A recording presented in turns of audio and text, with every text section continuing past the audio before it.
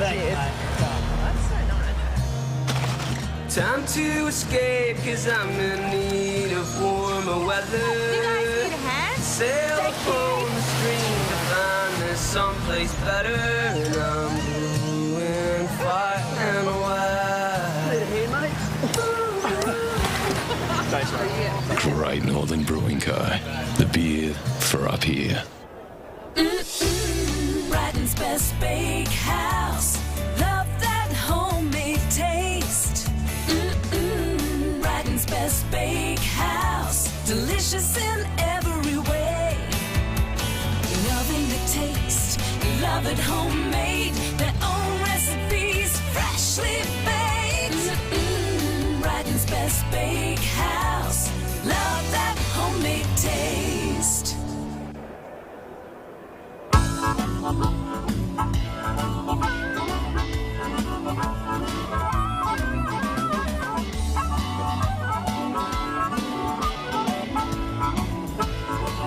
In today's world of self-service, it's nice to know that there's still a place where you can sit back and relax. Bennett's Driveway Service, now at Snug, Lerner Valley and Sandy Bay. For more than 40 years, Bennett's Petroleum has been there for all Tasmanians.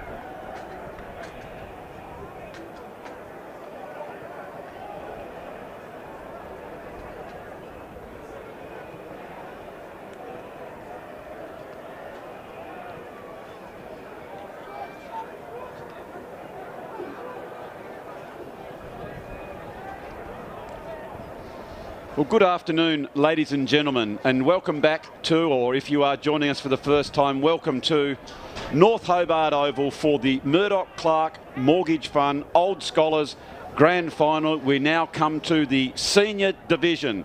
As we see there, the might of the OHA ships. They're coming out and they're looking at going back to back.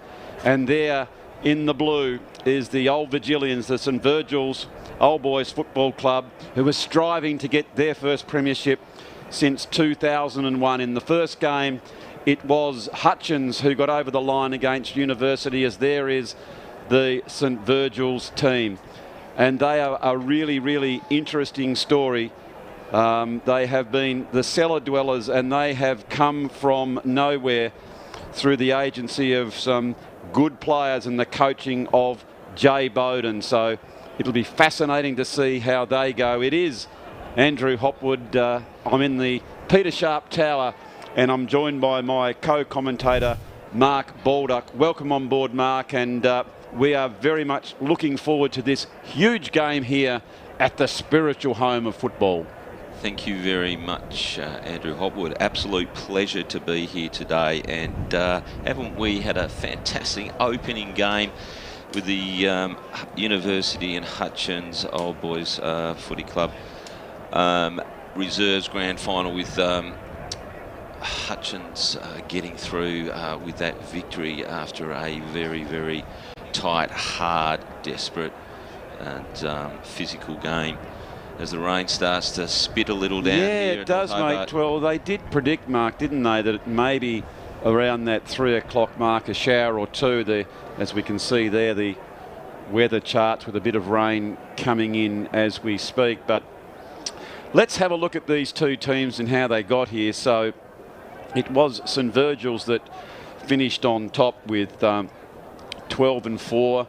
OHA on 44, 11 and 5. Now, it was a fantastic competition, Mark. You and I have followed this very closely with St Virgil's, OHA, Dosa, Hutchins and Uni Richmond probably the only team, obviously, who weren't able to get a win. But any one of those 5 teams were a possibility coming in to near the finals. And Hutchins and Dosa played a fantastic first semi-final, with Dosa getting over the top, St Virgil's winning the second semi. It was OHA through those last late couple of goals that got them over the line against Dosa, and it all comes down to this, where I think they've had a couple of wins apiece. And OHA, you can see there, just lining up, and we're looking forward to the national anthem. But both teams with a lot of firepower. Do you think that the rain will favour one team or the other, Mark? No, I don't. No. I think they're quite even across the ground ball get, their ability to take a contested Ladies and mark. gentlemen, Very even, I think. may I have your attention, please, for the playing of the Australian national anthem.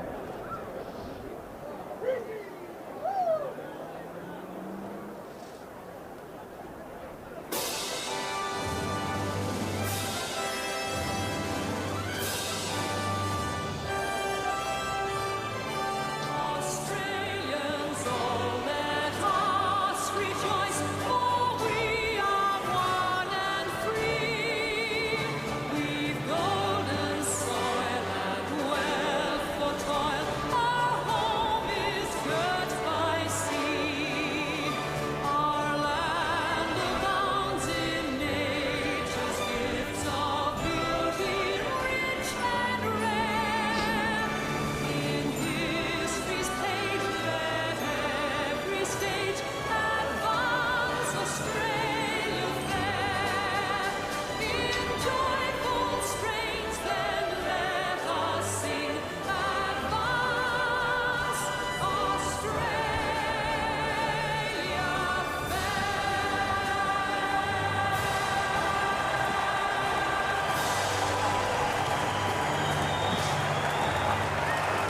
Fantastic scenes here at North Hobart Oval as we cast our eyes across the weather, and it is getting a little bit more inclement, there is no doubt about that. But the firepower of both of these teams, Mark, will be interesting. Of course, for the Ships, speedy Trent Stanton with he kicked the 101 with that magnificent 30 goal burst toward the end. They've got plenty of targets. Ethan Wilson with 41, the big centre half forward. I think he's a really big chance. And what about when we look back to St Virgil's? They've got a variety of different options, haven't they? From Jay Bowden, Potter, and also Jake Cox, who of course is really deadly on that left boot. So both teams have the potential for some very big scoring. They do, and I'm looking forward to the games from Cameron Duffy in the ruck. Very fit, capable ruckman, and we always say if you win the midfield, you win the game. And also Phil Ashland in the midfield. I'm looking forward to his game. There's no doubt about that. So we can see here it's actually getting slightly untidy as far as the weather is concerned, which is somewhat unfortunate given that it's been so good. But ladies and gentlemen, I really hope that you won't go anywhere in your lounge room chairs. And we've got a few who have already tweeted in and said g'day up there at Granton in lockdown at his Ponderosa, the big ranch. Stan Cook, who is of course OHA's full forward of the century. Stan's g'day to you, Stan. I hope you're going to enjoy the coverage. We're going to be hopefully joined by Shane Donahue from Victoria. I believe we're going to be talking to him. Of course, the St Virgil's great, who's an ex-coach. He's watching in lockdown in Victoria. We've also got a couple of old Virgilians watching from the Gold Coast. G'day to Henry Hopwood and all his mates up there. So people are watching from everywhere. I mean, it is capped, I believe, to around about that 1900 odd for the ground. So everyone else who can't make it, we hope that you will enjoy the coverage brought to you by our Duff TV. But we can see the players out. So, Mark, what is it? Who is it that you think will get this game and why? I'm tending towards St Virgil's. I'm sorry to say that, Hoppy. I know your affiliations may lie with the Ships. I think St Virgil's are going to take a lot of advantage out of what is going to appear to be a slippery game. Well, I think they'll be better below their knees, and I think they'll be better at the contest and at the running game today. Well, it'll be very, very interesting to see as Duffy is lining up against Liam Maher. Liam Maher's an interesting character. He's a young fella from down South Arm Way. He's got a fantastic vertical leap. Had a bit to do with his junior play, and he's very good and on his leap, as you'll see him get up there and he gets that tap. So we are underway as the big man came straight through, Tyler Bowden, just to show a little bit of force. But it's come back again, and you can tell that they're just trying to find their way. Good tap out. There is Ling. Quick forward movement by the ships. They go back. Ball in dispute. St Virgil's just tracking that one back. They get the left foot. It goes out towards the wing. Running hard towards that was Weston. Now it is joined by one of his compatriots to try and get in there to get that ball. And it's not going anywhere, so it'll be a boundary throw in. So it's going to be quite slippery out there, Mark. Yeah, it's starting to be, isn't it? And I don't think the weather's going to abate, is it? We're going to have it for a wet afternoon. I think you're right there, as we can see those two ruckmen again. That's going to be a very interesting clash. And here is Cox, and he's one of the very, very dangerous players for St Virgil's. Goes inside the 50. Brilliant spoil there by Brewster. The big fist. Brewster goes again. They're trying to get up. Bowden showing some big strength. Oh, shows a little bit of candy. Comes back towards Bowden. He goes the inside out kick. This is dangerous. Good tackle there by the ships. They're under a bit of pressure. The questions are being asked. And now it is the skipper that goes down, and it's found out of bounds. Big Damon Crew down there, the number 16. We loved that call last year. He's a big, strong player. Leads from the front as Damon. And it will be a boundary throw in again. Deep into the attack for St Virgil's. In it comes. Finding front position that particular time was Crew. Ball in dispute. I think the umpire says that one has gone out. So interesting enough here, Mark. I think the two ruckmen have actually set themselves outside the 50 here, you can see. So it is going to be Crew taking on the likes of Lucas. Two strong men. Nice handball out. Just, oh gee, that was a really hot potato, that one, Mark. How did you see it? We'll see that one on the Mood Food replay. Gee, it's hard to call in these conditions, isn't it? Really? They're going to be tough for the umpires today. That ball is going to be like a piece of soap. So it is Jay Bowden who's been rewarded for the kick. And we know he is just a Rolls Royce as far as players are concerned in Tasmania. A very, very decorated career at Glenorchy. He goes back, does Bowden, and he makes no mistake as he puts that one through. Brilliant work. What a great start here for St Virgil. So we'll have a look at that on the Mood Food replay as the ships just looking around, seeing who they can blame. But it was a wonderful, wonderful kick. I apologise, that's not Bowden at all. On my concerns here, you can see on this kick that come in and just put that one through. It was Bowden who has picked that. I'll get that play for you. I think it was indeed Sanson who kicked that goal. My apologies, as it was Bowden who was in the contest, but it was actually Sanson who went back and kicked that ball, and now it has come to that wing position. And I'm a bit like OHA. I dare say I'm going to be Jay Bowden focus, Mark. And I've even called him a little bit too early when he didn't get into the ball. But he is a ripping player. That was a lovely kick by Jake Sanson to open the account. Ruckman, Duffy, pushing Mark towards that ball. Well played by Ling, one of the prime movers through that midfield area. Tried to just soccer that one. Well played and good off the ground. Comes in. And strong mark there. Good contest. I think Andrew Mann, yeah, he's claimed that ball. He's going to take it.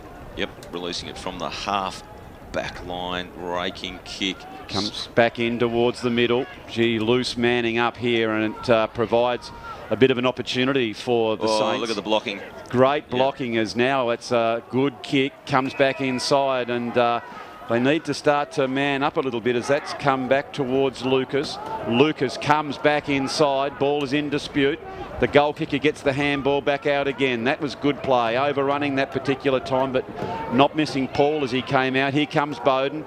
Unselfishly goes the centre. Try and get it in that dangerous position. Here is Brewster. Brewster comes out. He's at the bottom of the pack. And well held in there by young Alex Brewster. Played his football down at the Lauderdale Football Club. He's a ripper, young accountant who now will be, hopefully he doesn't have to get his calculator out to kick the numbers on the kicks that his opposition gets. Well played here as it comes in dispute. OHA need to get their hands on the ball. At the moment, it seems to me that they've settled really well, have the Saints. Oh, that's good defensive work by the Ships. That arm was being pulled in. Nice play by them. I thought for a minute there the Saints were out, but held up in the tackle as Crew just tries to bullock his way through in. It's Bowden, gets the kick back in towards the goal, and only the minor score. So how have both of these teams settled, Mark? I think St Virgil's have got got a little bit more run, a little bit more confidence up. I can see them getting numbers of the ball already, and you know, just getting around the ball carrier as well and giving the ball carrier some options. Okay, so it was the skipper, Cody Baker, again, who gets that one in. Ling, who's had about 4 or 5 possessions so far. Good tackle. It ends up with Hill. And a nice work here by the Ships. They're just trying to settle this down, I think, and try and get a couple of possessions. There is Ray Hill. Of course, can play midfield and forward again. He was a dual best and fairest winner for Lauderdale in that reserve division. That particular kick probably wasn't his finest, as it went to a contest that was favoured by the Saints on that particular occasion. It is OHA at the bottom there. I think that was Allenby, and it will be a ball up. There is nice play. It was Marr in front of Duffy this particular time. Comes out towards the half-forward flank. Excellent hands there by the Ships. It comes back towards Ling. This is dangerous. Goes in towards Stanton, who knows exactly where the goals are. Good play by him. Hill, terrific block. And it's marked, I think. It might have been touched. It's been told to play on as Langford has chipped in, but I think it has been played to St Virgil's there, and it's going to be Trent Arnold. Gee whiz, I just wasn't sure. So Arnold seemingly took that mark. I think that was paid there, Mark. Is that how you saw it? Yeah, that's how I saw it. So now, ball coming back up. Bowden attacks it really hard. Here is Ray Hill fighting very, very hard for that one. And again, it's not going to come out. So there'll be another ball up. Just feeling their way.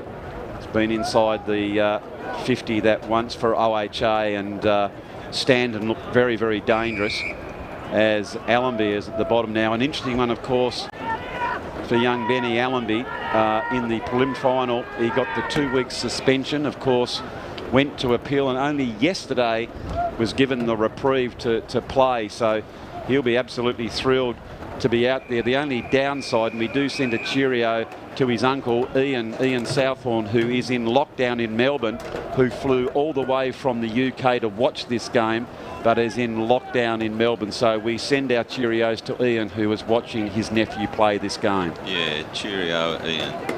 So now it is St Virgil's who take possession of the ball. They are on the wing again. They're fighting pretty hard. On the bottom is Tyler Bowden, who's going to be doing a lot of bullocking for St Virgil's. Right underneath the tower, we have got a great view of it as that rain is coming down somewhat harder now. Duffy and Marr. Here is Cox. Terrific player. Comes out to Reese Mott, another one of the boys who have come across from Glenorchy.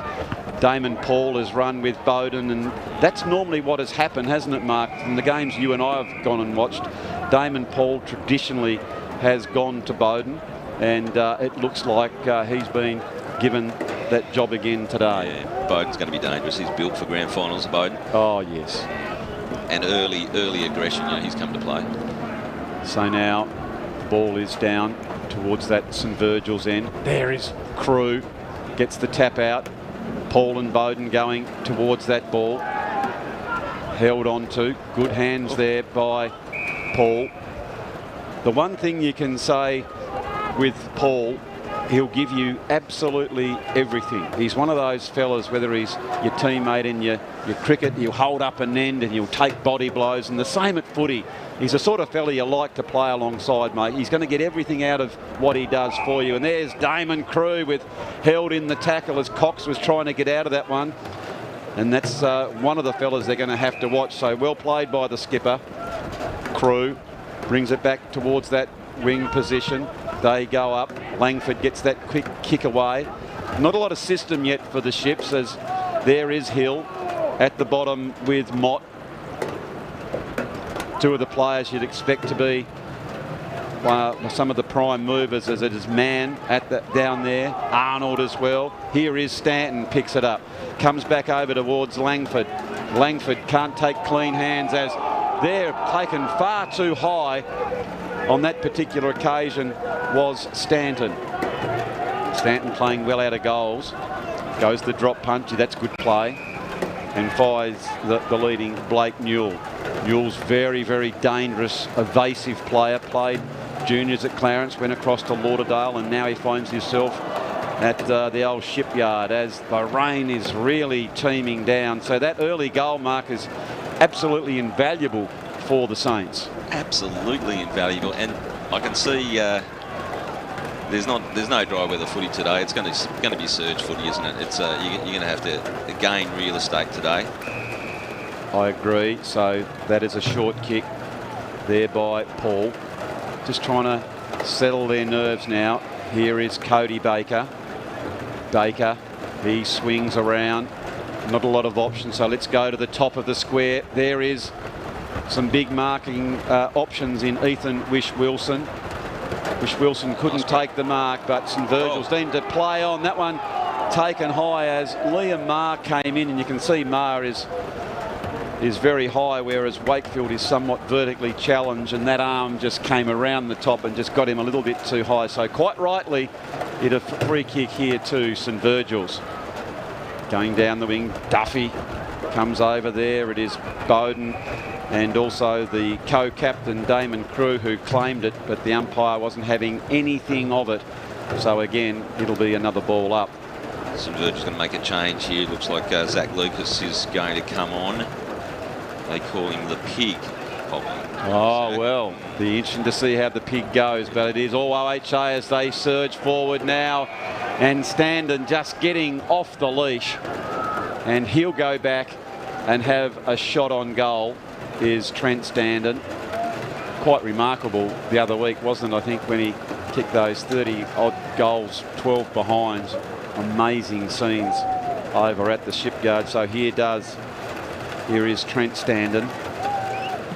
Heavier ball. He knows how to kick it. It goes close to the line, and indeed just touched there. I think that was Koppelman who got his hands to it. So well played by him, as Langford tried to shepherd that one through. So the accuracy was there, but just not the distance. So OHA seem to have settled a lot better now, Mark.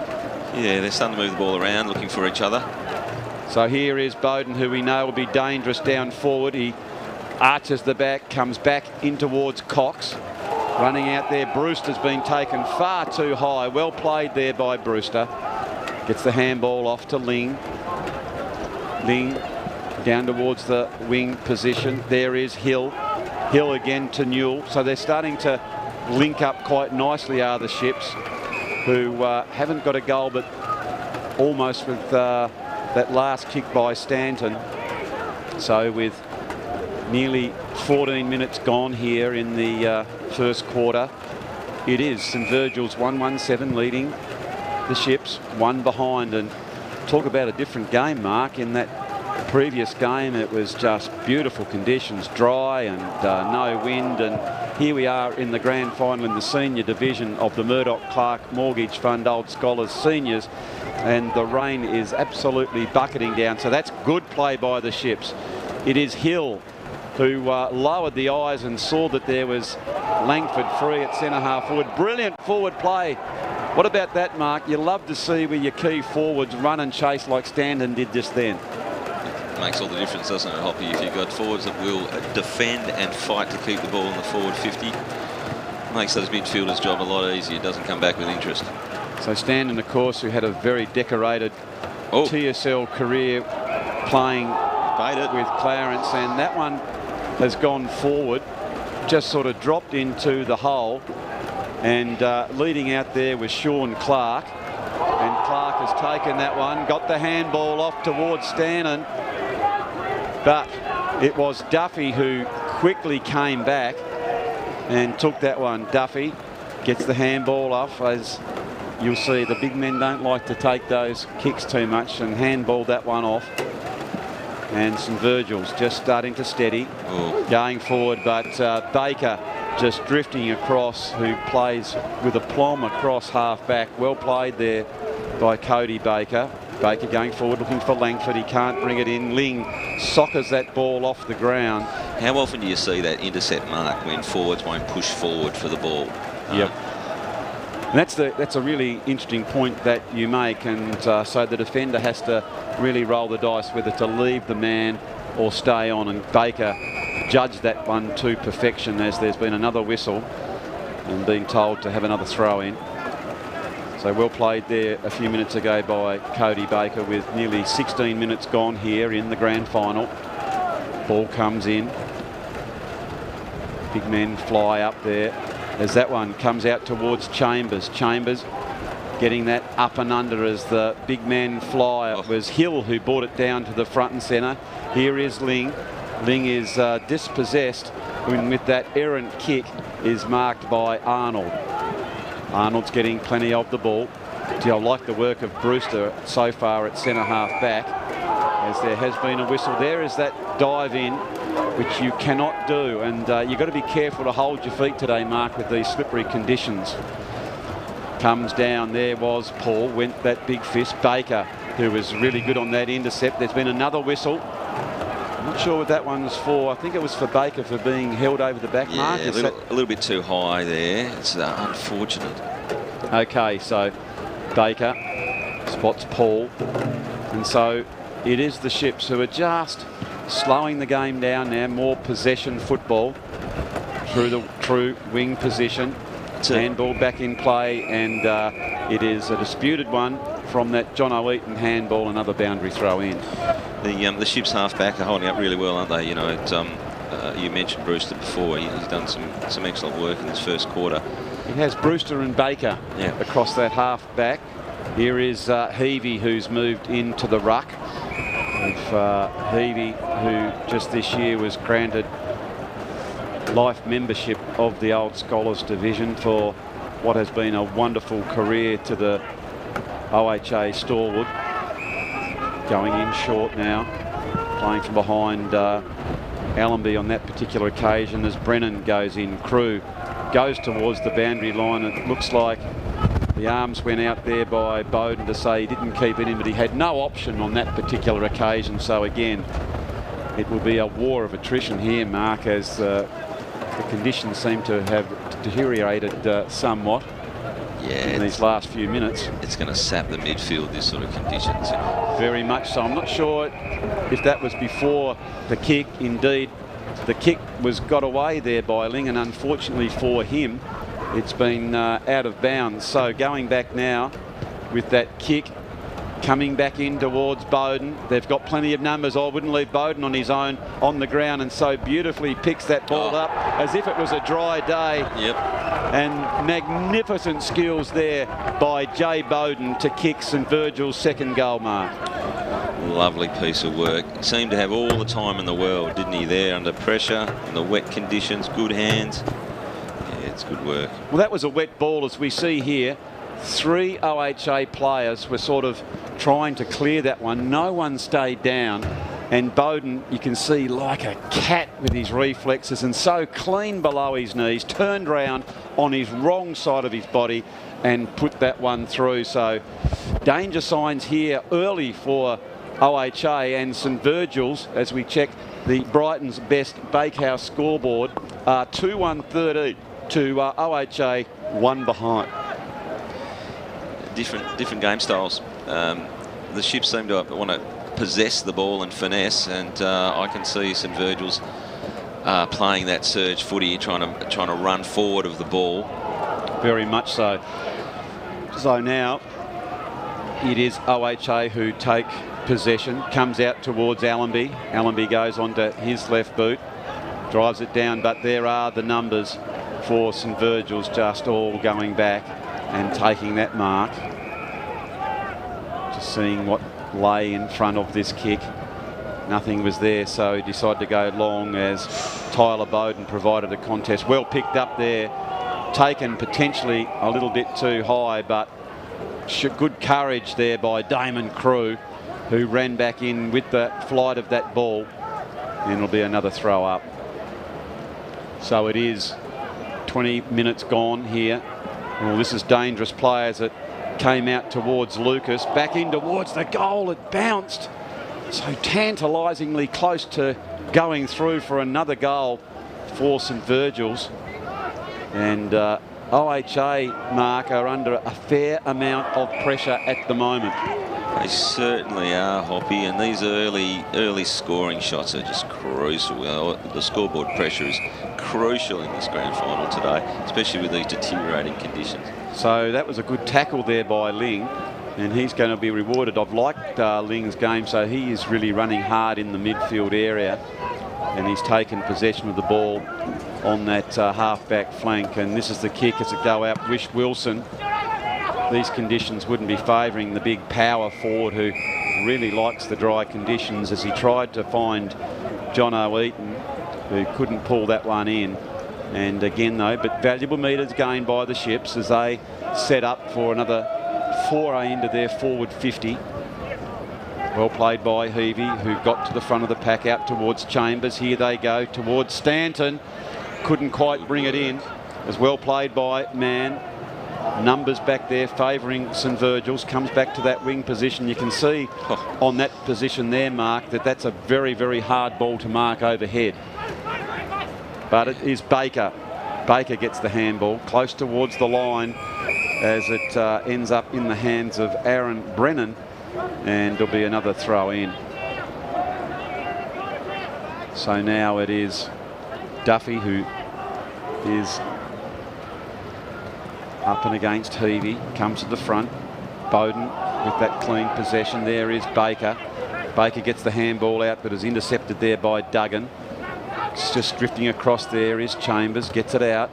Reese Mott picks that one up, but unfortunately for him, the boundary line beats him before he can bring that ball back. And again, it will be a boundary throw in. So 22.5 minutes gone in the first quarter.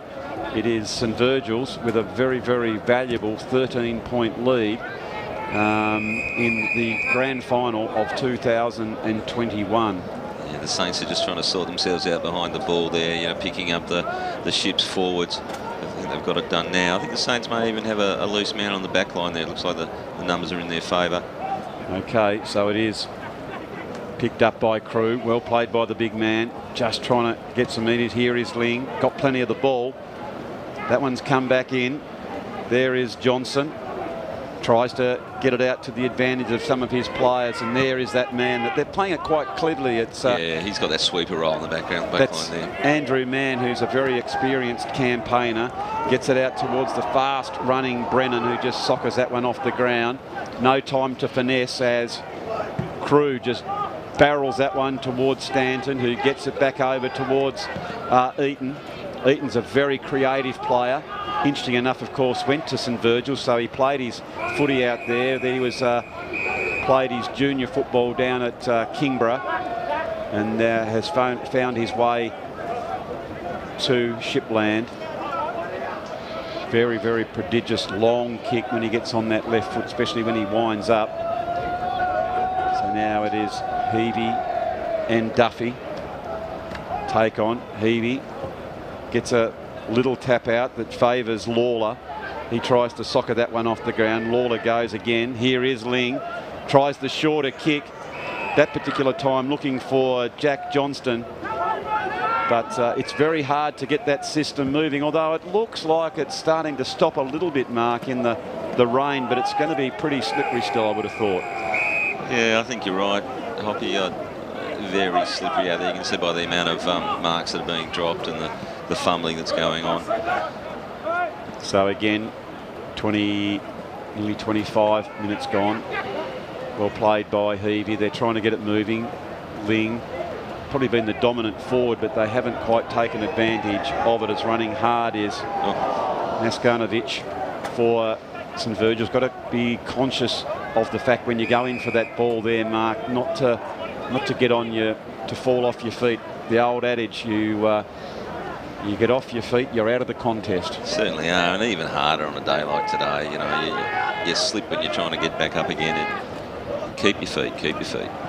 So good tap out there, comes out to advantage of Cox. He goes onto his wrong side. Good tackle there by Allenby. Very determined play by Allenby. Be really happy with that tackle. Just looking to go wider. The 32-year-old teacher finds Newell. Newell, we know, has got pace to burn. This time, though, he's run down by Cox. Well played by him. Didn't mind that play by Newell, though, just to try and get something happening, though, Mark. You know, they look a little bit stagnant at the moment to the Ships. Yes, a bit one-paced. Yeah, I know what you mean. I know it's almost that the Ships are a bit stunned by the enormity of the occasion, maybe, and that does happen in grand finals. There's no doubt about that. They were slow starters last year against Hutchins, but then they really worked their way into the game. So it is Eaton. Has had 70 games with the Ship, the 27-year-old. That was an arm wrestle, wasn't it? It was an arm wrestle. So it does find ourselves here, ladies and gentlemen, at quarter time, which sees St Virgil's 2-2-14 leading OHA one behind. For St Virgil's, it was Jay Bowden, that beautiful left foot kick when he picked it up low and turned around at the front of the pack, and the other one was that set shot from Jake Sanson, who put that one through. The Ships had a couple of shots. The most notable one was from Trent Standard, who was just touched on the line, Mark. But if you're coaching St Virgil's, how would you be addressing your players? What would your message be? Well, keep doing what you're doing well, and that is winning the ball around the contest and surging it forward. I don't think I'd be finessing anywhere near as much as OHA are. They're trying to play a bit of a keeping off game. So I like the surge footy. I think, especially in these conditions, I think the Saints have adapted better to these conditions in that quarter. I like the way that the Saints have got that extra man in the back line. I think it's Andrew Mann is almost a sweeper type role across there, and he's been very effective. And this is surge footy and numbers to the ball. So get running, first, second, third effort, get running. And I think the Saints, if they keep running today, I think they might have it over the Ships. Okay, so great to hear your thoughts on that one. Thank you, Mark. So again, quarter time, St Virgil's 2-2-14. The Ships one behind. We're going to take our first break, and we'll be back with the action very, very shortly. Yeah, you're good to go, mate. Thanks, mate. That's so nice. Time to escape, cause I'm in need of warmer weather. You guys need a hand? Sail upon the stream to find there's someplace better, and I'm doing far and wide. Need a hand, mate? Thanks, mate. Great Northern Brewing Co. The beer for up here. Brighton's best bakehouse. Love that homemade taste. Brighton's best bakehouse. Delicious in every way. Loving the taste. Love it homemade. Their own recipes. Freshly baked. Brighton's best bakehouse. Love that homemade taste.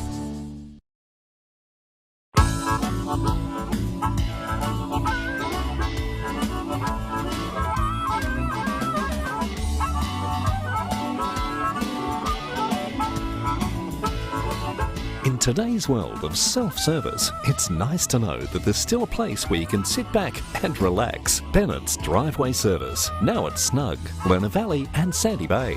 For more than 40 years, Bennett's Petroleum has been there for all Tasmanians.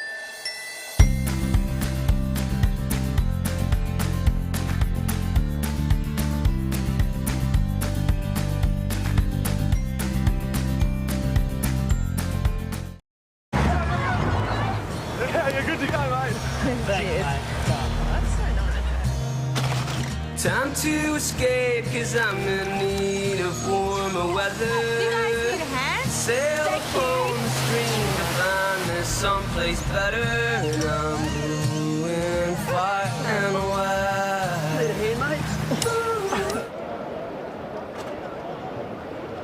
So welcome back, ladies and gentlemen, to North Hobart Oval for the Murdoch Clark Mortgage Fund Old Scholars Grand Final for 2021. And so it looks like now, Mark, as we up here in the Peter Sharp Tower, that the rain is just starting to ease a little bit, which will hopefully aid the quality of the game. As we just look back towards the mountain, it's somewhat, well, there is no mountain, so there's still a bit more rain coming. It was predicted, unfortunately, that it has come this early, but it will not take anything from the contest. Hotly contested ball out there for sure. Absolutely. Finesse versus surge and force today. The Saints are playing to the conditions just that little bit better. Okay, so it was Duffy who got that ball out. There is Jared Lawler for the Ships. Gets it down towards Ray Hill, who overruns it, but he did a great job to recover and go back to get it on the second effort. Here is Wish Wilson. Wish Wilson can't get it, but he tries to get it out to Hill. Here's a big chance as it spills towards Chambers. Oh, spilled into trouble was Wish Wilson. Into a bit of trouble. Ray Hill gets it. Now it comes back to the left foot of Allenby. Allenby goes towards the goals, and Bell Allenby, the late call-up, has put that one through for a goal. What a cracker of a goal that one was, Mark. A beautiful kick from the 45-metre mark. A little bit lucky they got themselves out of trouble there, though, OHA. But a beautiful goal nonetheless. So again, Benny Allenby, who played for Clarence in the underage, then made his senior TSL debut at Lauderdale. Very gifted at cricket as well, because his brother Harry, he's saying the cheerio to him, who's got his leg in the old moon boot, who skippers Clarence, has put that one through for a much needed goal for the Ships. That'll give them a lot more confidence, Mark, and here they come again. Bit unlucky on that call, but anyway, he's the right idea. Move it forward at all costs. Ling has been very, very good. Ling drives that ball in, looking for a mark, and it's Langford who's come out and been very strong. Now, Big Bung Langford, of course, was the captain, the coach last year. Not the coach this year, as Wingnut has taken over. So Langford, who's a very, very good target, is going to now go back and have a shot on this goal. In he comes. I think it's not going to quite make the distance. Can the Ships bring it back to that dangerous position? They're trying to, but brilliant defending there by the Saints. And that's the kick there that needs to just go from that 10 metres out mark. Maybe just pull back on that kick to get in that dangerous position. It's a lot easier to defend when it goes close to the line. So over the back towards Bowden. Good attack on the tackle there by Allenby. He's a strong player, is Allenby. Might have just got Bowden in the bread basket there. Yeah, he's gone to ground. He's sore. He is sore, but here is Crew. Now Langford. Well, I'm not sure what the coach said, but whatever it did, it worked as it comes back in. But Standen not competing for that particular one, and a solid mark down there for St Virgil's. Dried off a little bit out there, Hoppy. Yeah, I think it'll certainly assist the play as St Virgil's. There is Allenby at the bottom of the pack. Bowden still looks uncomfortable, Mark, and I think he might be coming off for just a bit of a breather. Yeah. Just winded, so he'll be back. He's a quality player, of course, and he'll be back very shortly. So here is Damon Crew. The big man gets it inside. It's a shallow entry as Hill goes up and over the back, and at the bottom is Jackie Johnston. He's fighting very hard to try and keep that ball in. And Dylan Pearce with those long sleeves. He's a workman-like player for St Virgil's, who took that strong mark just a few minutes ago. So very even contest. It sort of favoured St Virgil's, of course, in that first quarter until Allenby was able to snap on his favoured left side to bring OHA back to within 7 points in the grand final. There is Ma. Goes for that particular one. A bit of a scuff off the ground by St Virgil's. Comes towards Mott.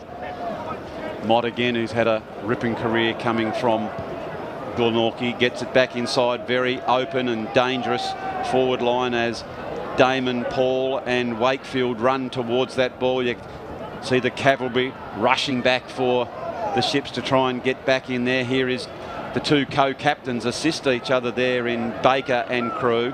Dangerous kick that comes back into the centre of play. Here is St Virgil's. Oh, held in the tackle. Great work there by the Ships. Good defensive work there, Mark. So that's Sean Clark. The Ships are starting to really win this wrestle at the moment. They're getting a few more numbers to the ball. I think they've got they're not stunned like they were in the first quarter. Starting to move a lot more freely. This is all but replicating what we saw last year. It was Wish Wilson, was a slow starter who had a cracker of a season, and of course the conditions hadn't suited the big man, and he started to get a couple of grabs on the ball as well, hasn't he? Yeah, that's right. That's right. So even if he can't bring the ball into his marking capacity, he'll bring the ball to ground, which will favour people like Ray Hill and Chambers. And you can see here that they've actually gone up a cog as another snap-on goal. I think that was Lee, comes in towards Stanton, out towards Langford. And the Ships have got a second goal here now, Mark. Well played by Brodie Langford. That was good team play by the Ships. That was all about numbers to the ball. All about numbers to the ball. No one followed in those midfielders into the midfield. The Saints stood back and watched them run past them. So we see here on the Mood Food replay, that was Liam Maher who got that ball out from that tackle. So it's those 1%ers that you love to see in grand finals, and hats off to Liam Maher on that particular occasion. So, well, let's just check the Brighton's Best Bakehouse scoreboard, ladies and gentlemen, which sees OHA 2-2-14, St Virgil's 2-2-14, Mark Baldock. The game is on. OHA have shed that the shyness of the first quarter, and they've come to play. Scores are level here at North Hobart. Okay, so it is. Duffy brings that one out. Goes down towards Reece Mott. Ball's down into the St Virgil's forward line, and it is out of bounds. Now, one thing, Mark, while that ball is coming down, I'm not sure if we've got a connection here to Shane over there in Melbourne. Are you there, Shane? I am, Foxy. How are you, mate? It's been a pretty good contest so far. It is a good contest. So how are you feeling over there in Melbourne? You've got all the kit on. You started beautifully, but the Ships are really making a game of it now. Yeah, well, just sort of at the moment, they just seem to be wanting the ball more, just getting more numbers of the contest, and just a bit more desperate at the moment. But I think the tough conditions just takes some players a bit of getting used to. So once everything gets settled in, the boys will get the ball rolling and maybe get a bit of momentum and maybe get the lead at half time.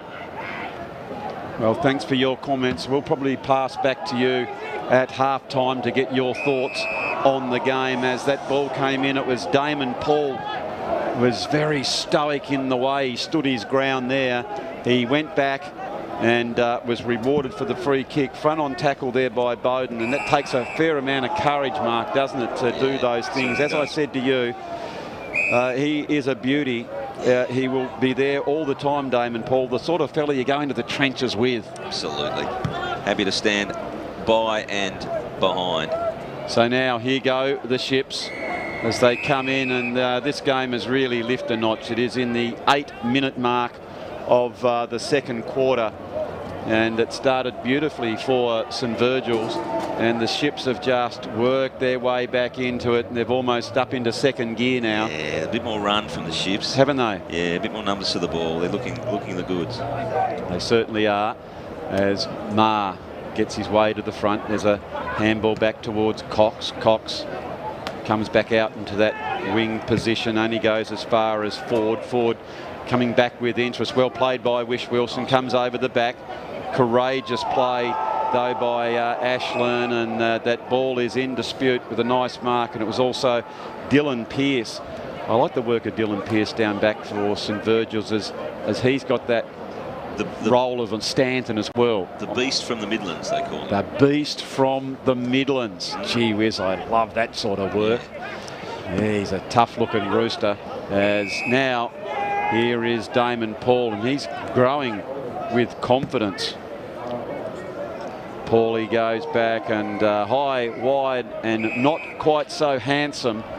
And that one's gone out of bounds. Almost played the percentages there. Get it to a hot spot. Lots of forward entries from the Ships in this quarter. So here is Cox, who, interesting enough, of course, is the midfielder, but taking that ball deep into his defensive area. So that sort of shows the two-way running, or all hands on decks at the moment, Mark, when you're finding one of your prime offensive weapons down back. You're sort of a bit of argy-bargy there with John O'Eaton. Yeah, I think the Saints are effectively getting behind the ball. You know, the OHA not moving it fast enough to beat that response to the Ships' forward entry. Yep. So now here is Ling, who ran out of real estate. So the only one option is that boundary throw in yet again. So very, very close encounter. The crowd that have gathered here have gone for the shelter of the grandstands. You can see the Kazali stand. There's plenty of people over there now, so they'll be enjoying a very, very tough encounter here in the Murdoch Clark Mortgage Fund Old Scholars Grand Final for 2021. We are nearly moving up into the 11-minute mark of the second quarter. And so far this quarter, Mark, it has been all OHA.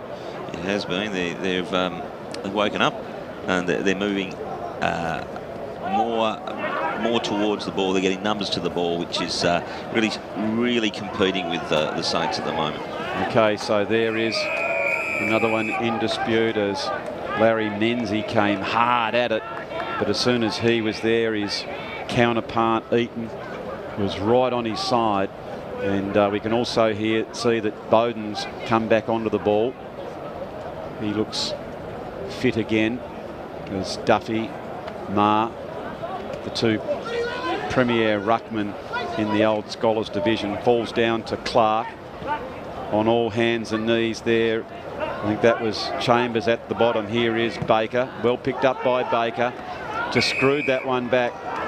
Need to lower the eyes, or even on that particular occasion, Mark, I wouldn't mind even a handball back, then him push up with the block to create some space for that person to come into. But that comes over the back. This is dangerous, as Brennan now takes a bounce. He goes back into the goals. He had the right idea there, Mark, but he's just butchered that magnificent opportunity to score a goal. Not quite up to his Team of the Year selection, and we talk about opportunities in grand finals. Don't miss those ones. No doubt about that. So it was Aaron Brennan who looked $1 million as he ran in towards the goal, but just didn't. And here is the centre half forward, Wish Wilson. Looked sideways, being told to play on, so there were no options on. So he went down towards Hill. He couldn't take possession of it. St Virgil's capitalised on that fumble. Baker always plays well across half-back line. Look at this beautiful kick. Hill didn't change stride there, so well played, and that's a lovely delivery. Wheeling around on that left foot, comes inside towards Stanton. It slips back over the back. That's gone through for a goal. What about that for a cracker of a goal, Mark? That was a 65-metre kick, was it? That was indeed a 65-metre kick. And I think it was Bradford who wheeled around there on his left boot and kicked it all but to the leading forward. Here is Bradford indeed. Long, raking kick, hard and low. Let's say 65, 70. And as soon as it hit the ground, that was 25 metres out. It skidded through. So well played there by the Ships. Reward for effort for moving the ball quickly, Mark. Exactly right. Reward for effort for moving the ball quickly. And that's what's going to win today. So we are 13 and a half minutes in the second quarter. Won't be a lot of time on, I wouldn't have thought, given there hasn't been a huge amount of goals. What have we got? 3 goals so far in this quarter. All to OHA. Langford, Bradford and Allenby as it's back onto the wing position. They'll be really thrilled with the way they've picked the game up. There is Wakefield. Well played by the goal kicker there in Bradford. Gets it towards the back. There is Mann, who had a cracker of an opening stanza. He's been a little bit quieter this time because I guess the amount of times that it has come inside that forward 50 mark. Yeah. I think OHA are now starting to surge and are now moving the ball forward at all costs, and the play is far more even now. Yep, no doubt about that. So good punch out there by Ma. Only goes as far as Menzies, who's starting to get a bit of it. Ma just puts the big kick in there. Good spoil by the Ships. That was well done from Jack Johnson, who found himself from behind there. So he went the spoil and affected a nice one. Of course, Johnston played most of his junior footy down there at Sorrel. Great to see him coming across to the Ships. Both teams are star-studded as there's been a whistle, and the man who was more determined to get harder and lower was Chambers, and Mark Chambers is going to go back, and he's got an opportunity to kick his the OHA's 4th goal in this quarter. You got to be careful with that kicking the ball off the ground, don't you? Move it at all costs, but don't give away that free kick. There's a couple of those that the Saints have done now in their effort to surge it forward. Okay, so it is Chambers coming in to have a crack at the goal.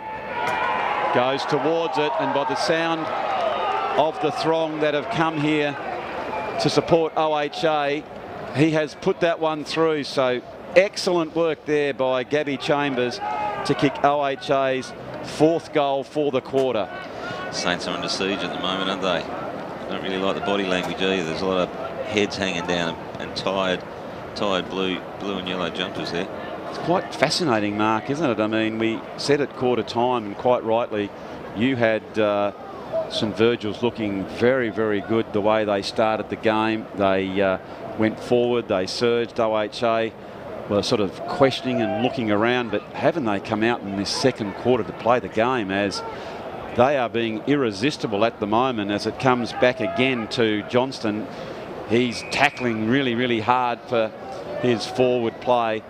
And again, the umpires come in to throw that ball up. The Ships forwards are doing very well to make sure that ball doesn't come off quickly off their half forward line. Very much so. So the way they're tackling, I think, is the thing. They're keeping it forward. Here is Allenby, comes towards Stanton. Stanton, we know he knows where those goals are. There's Langford at the back of the pack, and Langford has taken that mark. He just owned the space, didn't he? Beautiful use of the body, didn't he? Control here it is, Mark. That drop of the ball space there. Yep, it's all mine.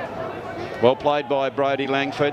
Bunga comes around, and this time he doesn't bring it back the way he would have liked to.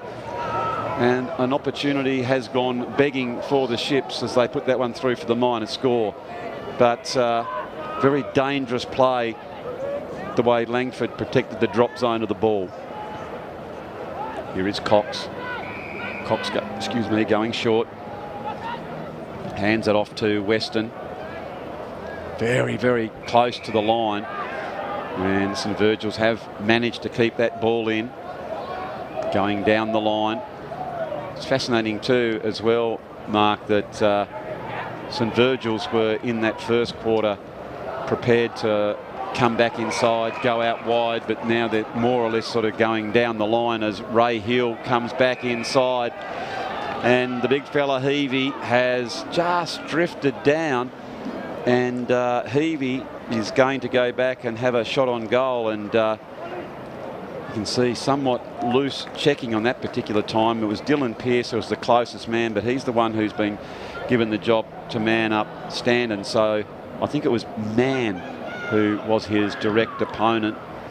Heavey goes towards the goals, and Heavey has put that one through for a goal. I think the Saints, when they're coming off their half-back line, they really need to think about getting into the corridor, you know, a little bit earlier. If they keep kicking it down the line there, you know, the ships are running so well, they get numbers behind the ball, they get numbers at the contest, you know.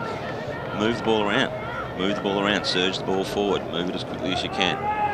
Great play there by Chris Heavey, wasn't it? He was right next to Ray Hill when he marked that ball, and he sees the opportunity to run back into the space, and Ray really quickly lifted his head, turned back around and spotted that he had space, and so he honoured that lead. As bursting through now is Eaton. They need some signs of brilliance, something to inspire them to the old Saints. We know they're a crackerjack team because they finished on top, and this is the sort of thing that might get them going, as Cox was the hardest and the lowest one to come in for that ball, and Cox will take the free kick. Yeah, Saints need a goal here. Cox goes on the left foot. Nice kick. That's a ripping kick to the space, and the leading kick coming out here is Jackson Douglas. What a ripper. To the weight of that ball was just perfect.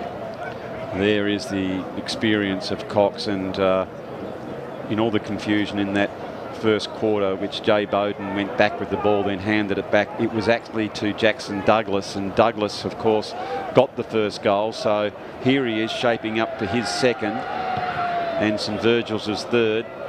Goes towards it, just goes on that near side, and through for the minor score. Much better play, though, by St Virgil's there, Mark. It was. Nice, quick forward line entry. Yeah. Brewster, who had a really good first quarter, quiet in the second, but that's only because the ball hasn't been down there. Everything has been done of him, so there not too many questions have been asked of the back line of the ships in this quarter. I like the way the Saints are setting up behind the ball here. All the midfielders are going to keep it in here.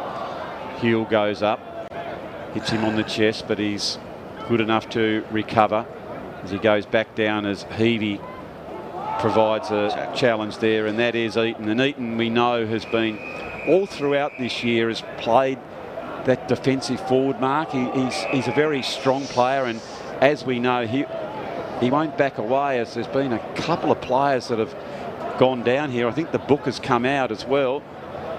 Is just trying to sort. I'm not sure who's. I think an OHA guy. No, I think it is. Let's have a look. So, just going for this one. We can't. It's not in there. So maybe it was off the ball. Not really quite sure. So, is it Ray Hill's been sent off? And is he the only one? So I'm not sure what that was about. But Ray Hill has been sent off on that particular occasion, and it was Jay Bowden. Well, he's a class act, this fella, and he was the recipient potentially. I'm not sure what happens. It was behind the play as far as we were concerned. Mark, you didn't see anything untoward there? No, it was definitely off the ball. Okay, so Hill was just having a bit of a breather as this one comes to Mann, Andrew Mann, on his left side. Fully there. Yeah, goes out towards Tommy Morgan. There we go. Better play by St Virgil's as Weston kicks that one off the ground.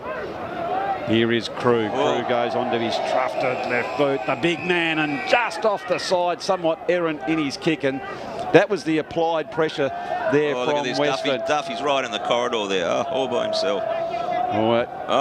Kick doesn't get on at all. Zach Lucas, when he sees the replay, he'll see what happened as he leant back on that one. He really did lean back on that one, and unfortunately off the side of the boot. And OHA just slowing this down slightly with 23 minutes gone in the second quarter, which has been dominated by the Ships as they come down towards their wing position. A little bit of mayonnaise put on that particular effort on the ball, played by Dylan Pearce coming in, shaping one way then the other. Well played there by the Ships. Here is Mann coming out, held quite long in the tackle by Eaton. He did very well there, man. He did. Pushed the ball away from him and then drew the tackle. Very well done. In Eaton's defence, he probably wouldn't have seen that the ball had come out. Being told to play on now. His man goes towards the centre half forward and running in. That's a Alex Ross. Clever mark taken by Ross there, Mark, who now dishes. 50 metre encroachment in the area. I hate that rule. I have to say, let's have a look as he's gone. It's counterintuitive. The play has started again. You're going to move towards the player with the ball, but you've got to stand there and watch. I agree. Well, so can they take advantage as Ross comes in? And he's missed that one. Big chance there for Ross. I can see my very dear friend over there in Melbourne. He is just not happy at all. Hands in head, and we're going to be crossing over to Melbourne to have a chat to Shane at half time, but we can see the frustration there, Mark, that not only from Shane, but I reckon from all the Saints supporters when they had such a wonderful opportunity presented itself with that 50 metres. You've got to take those chances. Absolutely, absolutely. And the Saints have lifted. You know, I think the midfield's woken up a little bit. You know, it is a game of ascendancies, and the Saints players are just pushing back now. Okay, so they would love to score as the sun is starting to come through now, which is fantastic here at the North Hobart Oval.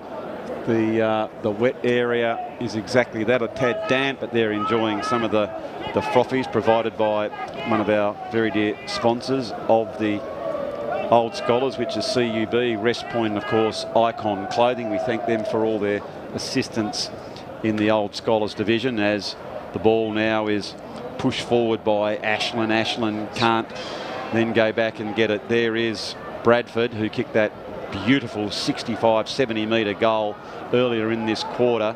You can still see it's quite slippery, but the ball comes out now to a fast approaching Tommy Morgan. It comes back towards the goals, over the back. And it's just touched. I just got up out of my chair to cheer that one on. That was a cracker of a kick, but just touched. So the Saints are looking somewhat irresistible here, Mark, but they just haven't been able to get that much needed goal. As here is Eaton, gets a handball towards Ling. They're linking up well, back to Ling. Bit of a give and go, and a strong tackle. And there is Man. He's manned him up all right. Great play. And that's the sort of thing that lifts your team, doesn't it, Mark? Doesn't it ever? Stop the Ships in their tracks. They had the run then. He was like the iceberg of the ship that was run into there, circa Titanic, as that one is just as Bowden comes out. Big, strong man. Didn't he just lay the dukes on him and held him up? I loved it. How would you like to be running hard and see Tyler Bowden running hard the other way, Mark? I tell you what, that's why I'm quite happy to be up here in the Peter Sharp Tower. Built for grand finals, as they say about Tyler Bowden. Yeah, he's a ripper. So two big men trying to hold on to each other as it comes out, and Eaton has taken that mark, and that was good courage there by Eaton. Now Eaton decides to go for short pass, looking for Ling. Ling just trying to steady a little bit now. Yeah, Ships better watch. Saints better watch themselves here, because the Ships are are getting numbers. So that one, it is dangerous, isn't it? Because the last thing they want now is for them to... Oh, the umpires are falling over. What's happened there? I think he said that free kick's coming back to the Ships. You see that in the mood for... Did he say that the handball wasn't a handball, Mark? Has he said that he's dropped the ball? Yep. I don't think so. Well, so it is Allenby. The umpires are only human. Allenby, left footer, goes in. Oh, there was Heavey standing at the bottom of the pack. This will be a terrific centering ball. Cox was it underneath it? Oh, I apologise, not Cox. That was Morgan. Well played by Morgan. Good decision. Beautiful footy. It certainly was. And here we go. This game is really starting to lighten up now. The weather's improving and the shackles are off. And here come the Saints as they go inside. And coming out is Bowden, who takes a very nice mark. So if that ball comes in quickly and Jay can be down at full forward like this, Mark, that is very, very dangerous for the Ships. And we see there that... you can thank Brad Weston for that. He took that mark up there, made an excellent decision to release out onto the half-forward line. Yeah, and they just had numbers, one out. So Bowden goes back. Beautiful. And the old Rolls Royce starts to purr as Bowden's put it through for his second. And it is the third goal for St Virgil's as we check the Brighton's Best Bakehouse scoreboard that reads St Virgil's 3-6-24 to OHA 5-3-33. What an arm wrestle we've got here, Mark. This is a cracker of a game. I'm so impressed with St Virgil's coming back, you know, against the run of play. You know, a couple of decisions went their way, and they've really captured that momentum. So they go up again. They'd love to get another one before half time. This is really going to be a wonderful, wonderful game of Australian rules football here at the North Hobart Oval. We hope if you're watching on the Duff TV coverage, you are enjoying it. Well played there by Allenby. A big, strong tackle. There's some good tackling going on out there, isn't there? Via both teams, whether it be OHA or St Virgil's. So hasn't the tackling been good today? It's been good in all the games that we've seen. We were speaking about that in the reserves competition, which was Hutchins and University, and it has really picked up another notch now. As you can see here, it is Ling who was tackled, and he's hasn't disposed of it cleanly. Dangerous. Look at so that here goes Mott, who plays on, but he had to go from behind the mark. So now, oh, I see, it wasn't paid advantage. So indeed, now it gets it out to the intended target, which is Mott, and that's brave play. Just dropping in the hole and taking a nice mark is Curtis. Goes out wider, so 30 odd minutes gone here. Here is Eaton, front and centre. It is at the bottom. Well played by Chambers. He's a courageous player, Mark, isn't he? No one could ever doubt the courage of this young man. He's had a stellar football career. Hard nut playing in the TSL for Clarence, who's made his way over to the Shipyard, and you can see there he got that one straight on top of the head, but as his head's as hard as a cat's head, he just gets straight back up, and there's no doubt about that. Here you go, St Virgil's. That's a very dangerous handball back through the centre of the ground. He was trying to find Andrew Mann, but not before the siren has sounded, so which sees St Virgil's 3 goals 6-24 trailing OHA 5-3-33. Before we go to you, Mark, I think we might see if we've got Shane in Melbourne. Are you there, Shane? I'm just sort of trying to tune in to see if you can join us. How are you seeing the game so far over there, Shane?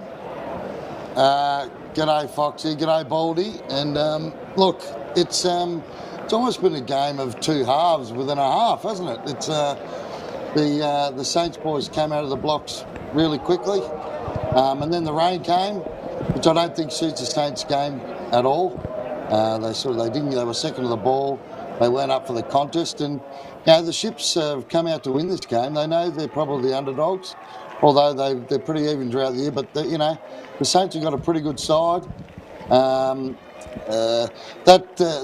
missed goal by Aaron Brennan. Now, look, I don't want to single him out because we've all missed a drop punt 20 metres out in front of goal in our lifetime. But speak for yourself over there, Shane. Just speak for yourself.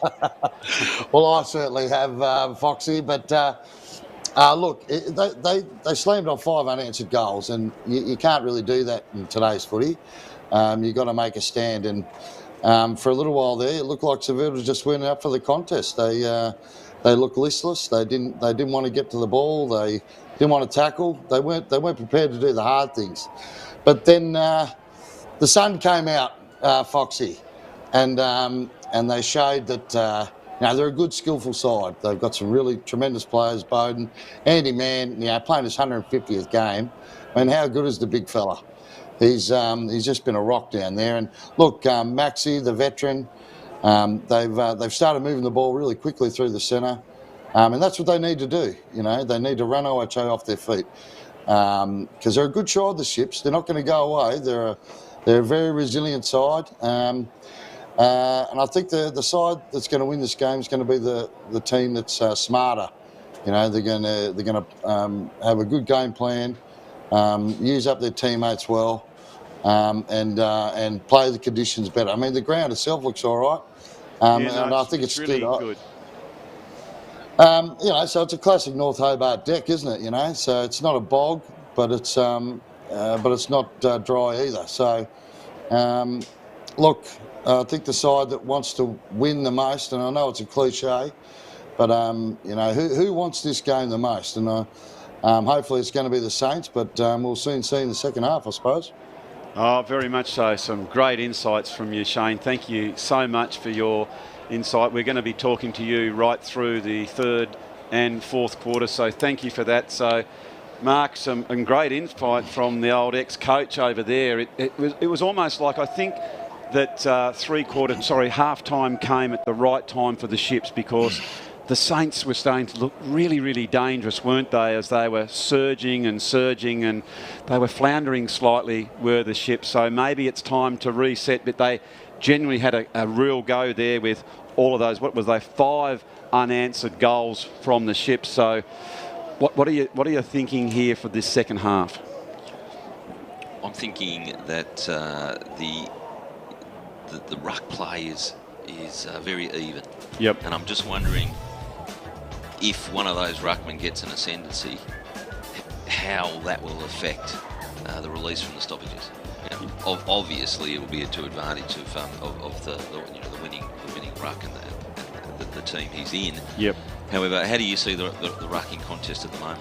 Yeah, well, look, it's quite interesting. I actually have liked the big bullocking work of Heavey, so I didn't mind when he and the world. Ma is a ripper, and so he's matched up well against Duffy, but Heavey, when he went in, just gave him a bit of a chop out, but it could go any way. I mean, when Mott gets the ball, they're trying to get it into Mott. I noticed that Jay Bowden looked so dangerous when he went forward, and of course we've also got Tyler Bowden, who just comes out and pushes and creates space. So it's all in front of us here. So now's the time to have our quick breather, ladies and gentlemen, and it is the 2021 Murdoch Clark Mortgage Fund Old Scholars Grand Final. We are going to take a break, but just to check, there it is, St Virgil's 3-6-24, trailing OHA 5-3-33.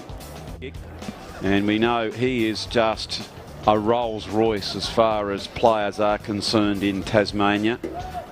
A very, very decorated career at Glenorchy. He goes back, does Bowden, and he makes no mistake as he puts that one through. Brilliant work. What a great start here for St Virgil. So we'll have a look at that on the Mood Food replay as the Ships just looking around. So again, it'll be another ball up. St Virgil's going to make a change here. Looks like Zach Lucas is going to come on. They call him the Pig. Oh, well, be interesting to see how the Pig goes, but it is all OHA as they surge forward now, and Standen just getting off the leash, and he'll go sort of conditions. Very much so. I'm not sure if that was before the kick. Indeed, the kick was got away there by Ling, and unfortunately for him, it's been out of bounds. So going back now with that kick, coming back in towards Bowden. They've got plenty of numbers. I wouldn't leave Bowden on his own on the ground, and so beautifully picks that ball up as if it was a dry day. Yep.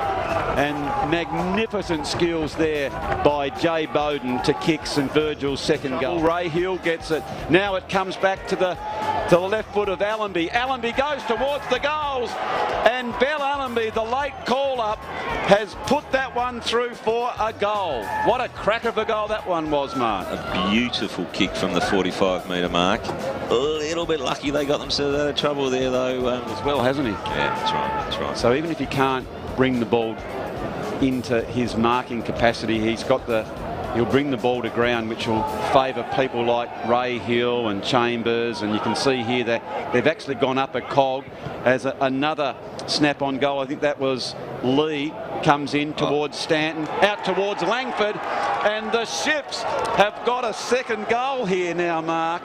Well played by Brodie Langford. That was good team play by the Ships. That was all about numbers to the ball. All about numbers to the ball. No one followed in those midfielders into the midfield. Played most of his junior footy down there at Sorrel. Great to see him coming across to the Ships. Both teams are star-studded as there's been a whistle, and the man who was more determined to get harder and lower was Chambers, and Mark Chambers is going to go back, and he's got an opportunity to kick his fourth, the OHA's fourth goal in this quarter. You can be careful with that kicking the ball off the ground, don't you? Move it at all costs, but don't give away that free kick. There's a couple of those that the Saints have done now in their effort to surge it forward. Okay, so it is Chambers coming in to have a crack at the goal. Goes towards it, and by the sound of the throng that have come here to support OHA, he has put that one through, so we know he knows where those goals are. There's Langford at the back of the pack, and Langford has taken that mark. He just owned the space, didn't he? Beautiful use of the body, didn't he? Here it is, Mark. That drop of the ball space there. Yep, it's all mine. Well played by Brodie Langford. Bunga prepared to come back inside, go out wide, but now they're more or less sort of going down the line as Ray Hill comes back inside. And the big fella Heavey has just drifted down, and Heavey is going to go back and have a shot on goal, and you can see somewhat loose checking on that particular time. It was Dylan Pearce who was the closest man, but he's the one who's been given the job to man up Stanton. So I think it was Mann who was his direct opponent. Heavey goes towards the goals, and Heavey has put that one through for a goal. I think the Saints, when they're coming off their half-back line, they really need to think about beautiful footy. It certainly was, and here we go. This game is really starting to lighten up now. The weather's improving, and the shackles are off, and here come the Saints as they go inside, and coming out is Bowden, who takes a very nice mark. So if that ball comes in quick.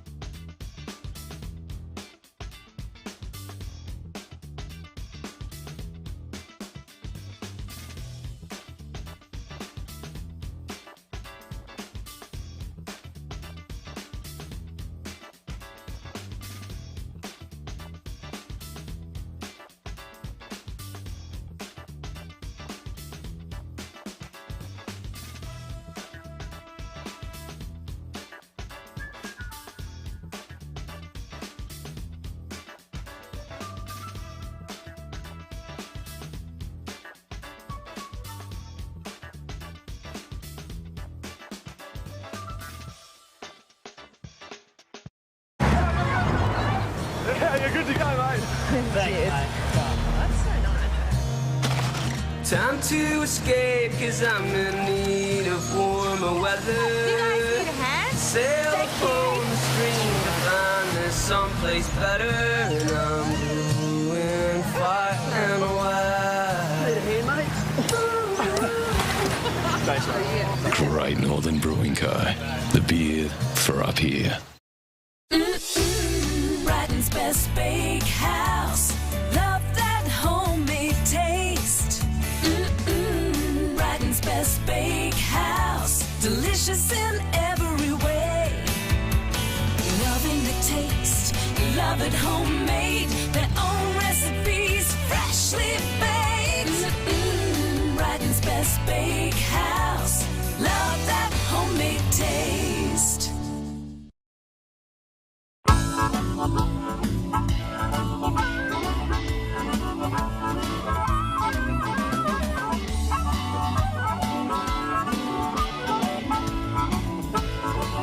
In today's world of self-service, it's nice to know that there's still a place where you can sit back and relax. Bennett's Driveway Service, now at Snug, Lerner Valley and Sandy Bay. For more than 40 years, Bennett's Petroleum has been there for all Tasmanians.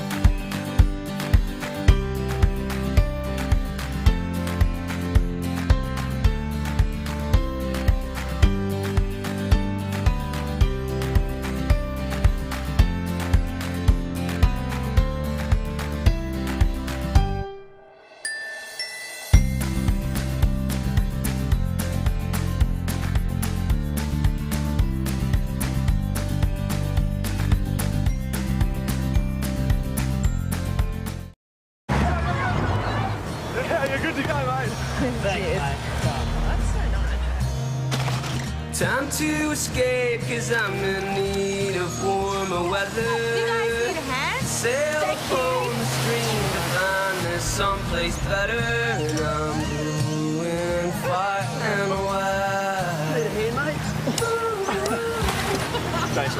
mate? Great Northern Brewing Co. The beer for up here. Brighton's best bakehouse. Love that homemade taste. Brighton's best bakehouse. Delicious in every way. Loving the taste.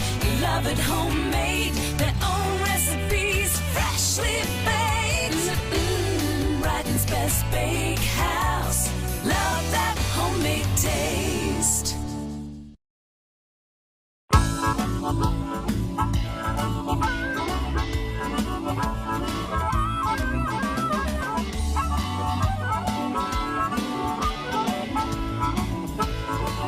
In today's world of self-service, it's nice to know that there's still a place where you can sit back and relax. Bennett's Driveway Service, now at Snug, Lerner Valley and Sandy Bay. For more than 40 years, Bennett's Petroleum has been there for all Tasmanians.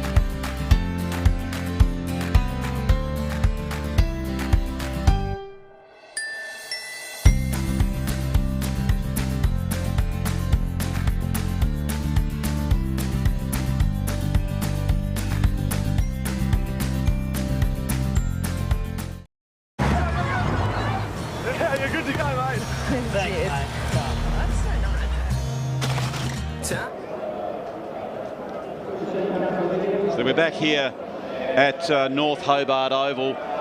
The crowd are enjoying a fantastic game here in the Murdoch Clark Mortgage Fund Old Scholars Grand Final, as we are underway for the third quarter here in the big match at North Hobart Oval. Up goes Liam Maher, who's got one of the best vertical leaps going around in any form of footy. Only goes as far as Brennan.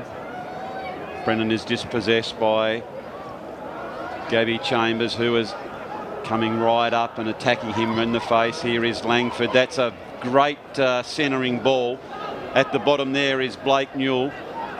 He's been reasonably quiet. A good shepherd, standing one way, then goes back towards the other. Always creative, trying to bring someone into the game. If you are a defender with the blue on, it's a dangerous sign, Mark Baldock, isn't it, when Speedy Stanton gets hold of the onion? Absolutely. You know what's going to happen. It's going to be good usually. Very much so. He's fleet of foot as we are into the championship quarter. Can OHA provide some ascendancy as they do through Langford? Beautiful goal. Ouch, did that hurt? Oh, gave him no chance at all, the big fella, but didn't he go well? The 221 gamer, of course, the premiership captain, and he just unleashed this kick. We can see here. Have a look at him roving the pack, the big man. He receives on the outside. He's from 45 out, and he screws that ball back and put it straight through the middle. How good was that release, though, from that contest? Who was that? Number 22, was it? I think, I wasn't sure. Was it Tim Clark did that? Here we are. That release there, 24. I think that was it Ma? Anyway, yeah, I think it was Ma. But anyway, the ships go forward. Well observed. Now it is under a little bit of pressure. Here are the Saints. That's fantastic work by the big forward, Wish Wilson. I tell you what, things are looking up when the big centre half forward starts tracking the little blokes and he puts on that big tackle. So here is... To state the obvious, the Saints better watch themselves here. I did not like that indecision then. 4 players standing around and he didn't know who to... He didn't have an option. I get that. They're not talking. Absolutely, mate. And Wish Wilson, didn't he aggressively go towards the ball? As Wish Wilson goes back and he pins his ears back and puts it through, and within 2 minutes of this third quarter, the Ships have got 2 goals. And it's gone to their big men as well, who did so well. You'd expect the goals from those 2 players like Langford and Wish Wilson, Mark, to come from, you know, towering marks, but it came from an outside receive and a run-down tackle. So that's really saying something for the work rate of the Ships. I'd imagine the message from Hard Time was run, first, second and third effort, run to the Ships. Very much so. So now the Ships, they're going back in to get that one again. At the moment, the St Virgil's team's just laying on this sodden North Hobart Oval, and the Ships have got their foot just slightly over their necks. And it's almost now, are they going to really push them down into the ground, or are they going to let them up? As they go forward again, they're under trouble as Standon's there, but it's at the back is Jack Johnston. So we are 3 minutes into the third quarter, and that's the third goal to a rampaging OHA Ships. Yeah. Mark. This is the game. It's either on or over. The Saints have to make a decision whether they're going to stop this momentum right now. They have to win the ball out of the middle, and they have to score. Wasn't that great awareness, though, of the game? He knew, Johnson that is, he knew that the players were going to descend on him very quickly, so he didn't actually bring it in. Beautiful. He had his right hand, just tapped it, caressed it onto his right foot and put it through. So Jackie Johnston, hats off to you. And they are getting a wriggle on, the Ships, and with a little bit of rain surrounding the North Hobart Oval, they won't mind it, I would have thought, if it starts to bucket down. So now it is Ling who takes the free kick on the wing position. Up he goes. Oh. Up goes Wish Wilson. Langford at the bottom. A little bit of a flick pass back to Stanton, who sees that one across the line. Good play there by Langford, just trying to bring the ball back. So it is now right, you can see there the 50-metre mark for OHA as the ball is thrown in. Gets a handball back across. Hard at the ball. And again, well played there by OHA. So Really, really bright and breezy start there, Mark Baldock, for the OHA ships. Whatever was said is working at half-time. Well, it's quite strange in that it was the ships that couldn't wait to get to half-time because all of a sudden St Virgil's were really looking dangerous, and having the ships just come out of the blocks in this third quarter. So you can see, here go the ships. Ma gets the ball down. They're really going in so hard now. Allenby, so grateful to be there, as we alluded to. The young fella had a stroke of luck there when all of a sudden during the week he was out, and at the last minute he got the reprieve, and all of a sudden he's playing, and he is playing a crackerjack game, is Ben Allenby, and now it's John O'Eaton who's going to go back, and this will favour his kick, Mark. I reckon what he'll do here, kick it to the left. He'll run round to get a bit of momentum coming up. For my money, on a normal conditions, distance wouldn't be a problem. You watch this. I reckon he'll just take off a bit to his left. There he goes, and he's got good purchase.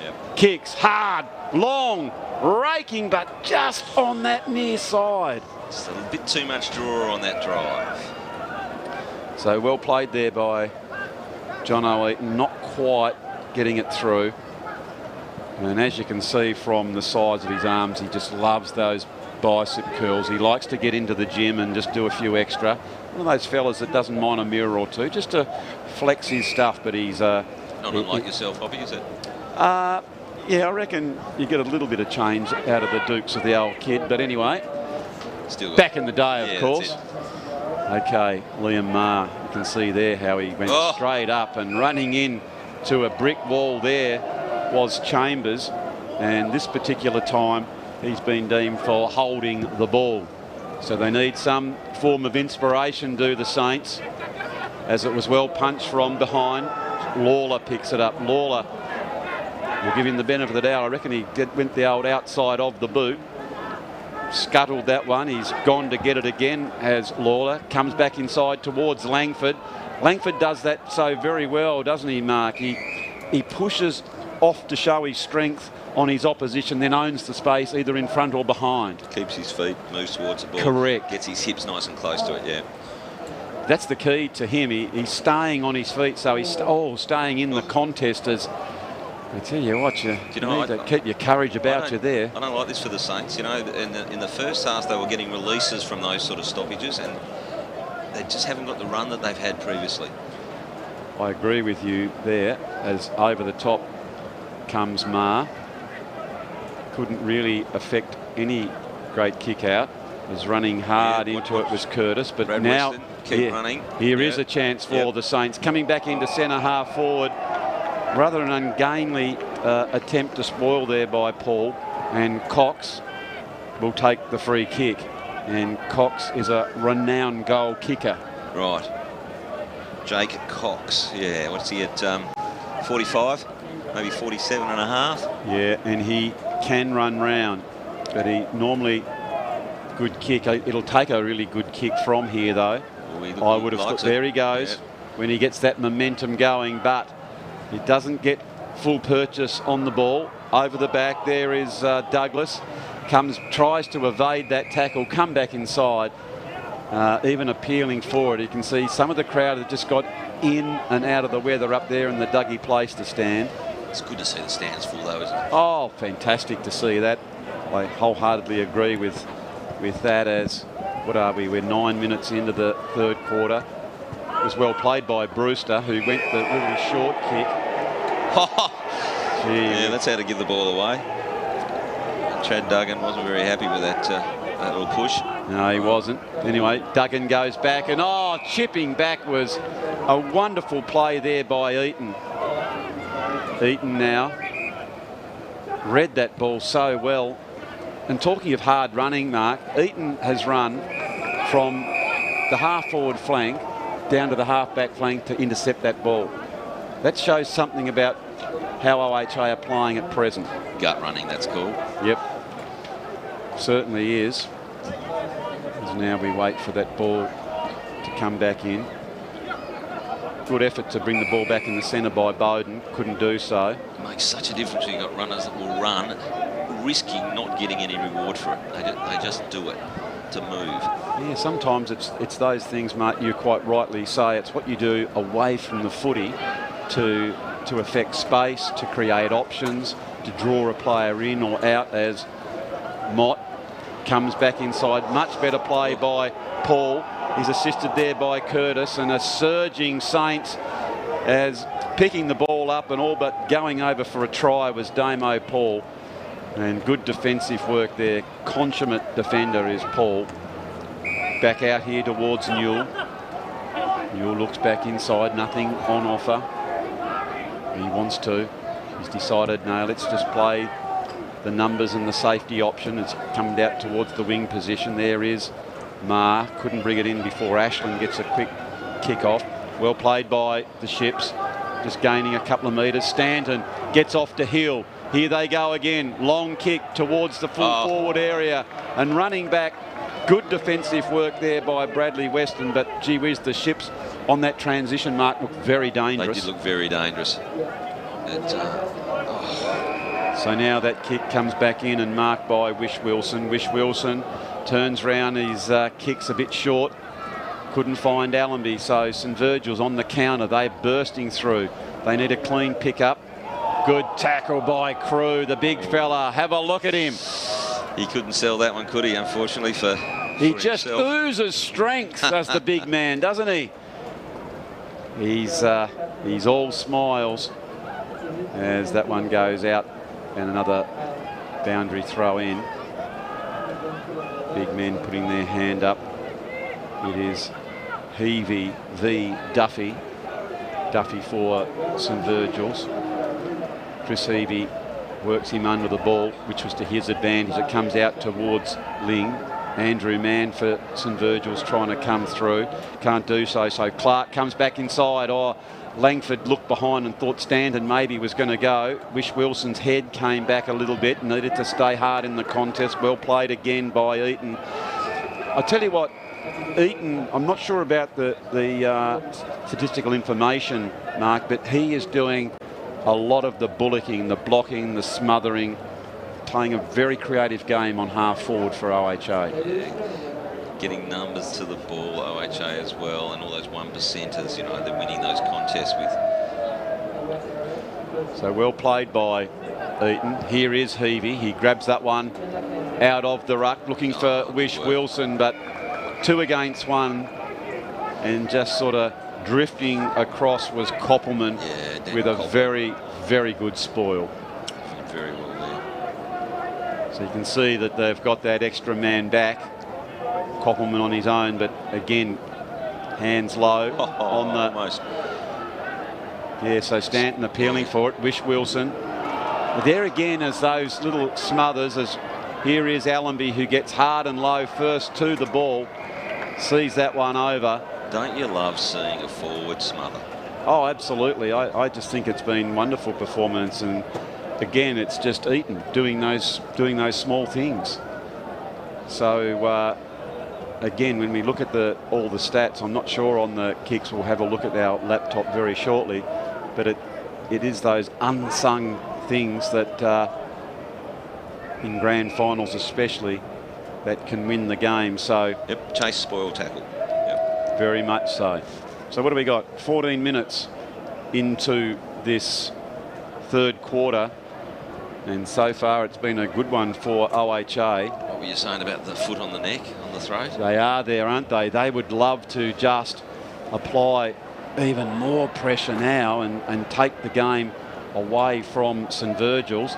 As you said, it's going to be fascinating to see that body language come in, but that's a great mark. Beautiful play there. Just drifting back was Dylan Pearce. Pearce doesn't see a lot on offer in front of him, so he goes down the line. And OHA understand that if that's where the ball goes, they get more people back there. Here is Eaton, but as he evaded the tackle to go on his favoured left side, the boundary line beat him to it. I'd love to see the Saints just change the angle in that release and kicking it back down the line. It's just not going to work. The Ships are getting too many numbers behind the ball. Yeah, there's plenty of open paddock towards the commentary tower side of the ground. As here comes Ling in a very dangerous position. It's 1 on 2. It comes over the back. Can it stop before Ray Hill races towards it? So they've certainly got the reinforcements back of the Saints here. Mark, you can see there were 3 on the line, so beautiful. They are really defending stoutly at the minute, aren't they? Beautiful ruck work though. Just prior to that, to get it to running midfielders. Ships are doing well. So Andrew Mann needing to big long kick, need a mark, but every time the ball does fall to the ground, it is the Ships who are rallying the troops and getting up and about in numbers. As holding that one in again is Brewster, whom I thought was very, very good in that first quarter. Haven't seen as much of him, but that's only because the ball hasn't gone down there. He has done everything asked of him, as the defenders have. They have really stymied the offensive play, and there is Brewster again trying to hold that ball in. Now he gets up on his feet like the other players do. It's getting very, very slippery. And again, the ball up. And so how valuable are those, I think, 5 goals, Mark, while the conditions were good for OHA?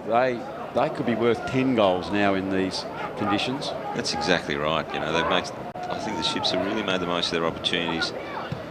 And that's been the key, hasn't it? Yeah. Making the most. As Langford comes out. He's taken a hit there, Hoppy. That's Duggan, isn't it, I think? Yeah, Chad Duggan.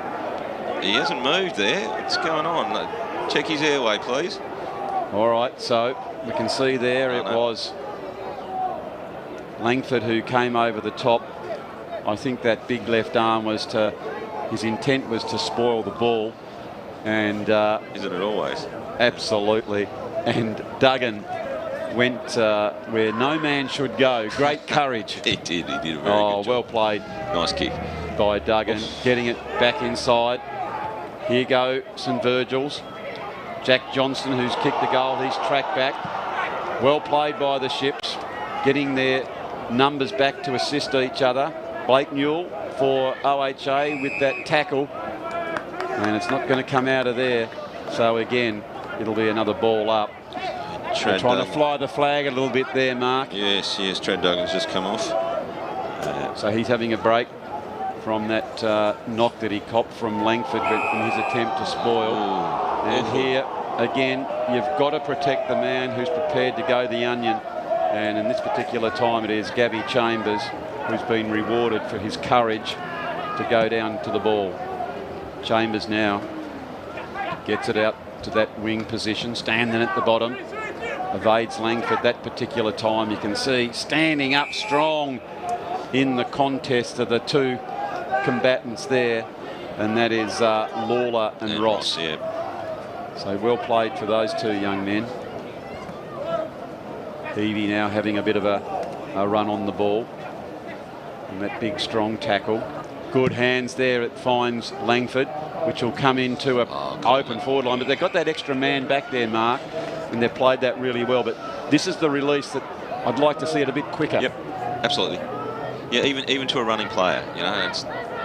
Reminds me of the shades of 1970, the VFL Grand Final, when Carlton were losing by 40-odd points to Collingwood. And Barassi's message was just take the game on if we're going to lose. And all but the modern game was invented with the handball. And it's time for that now, isn't it? To flick it out, flick it out, flick it out, and roll the dice. Because I guess if we look up what insanity means, it'll be just doing the same thing and expecting a different result. Exactly right.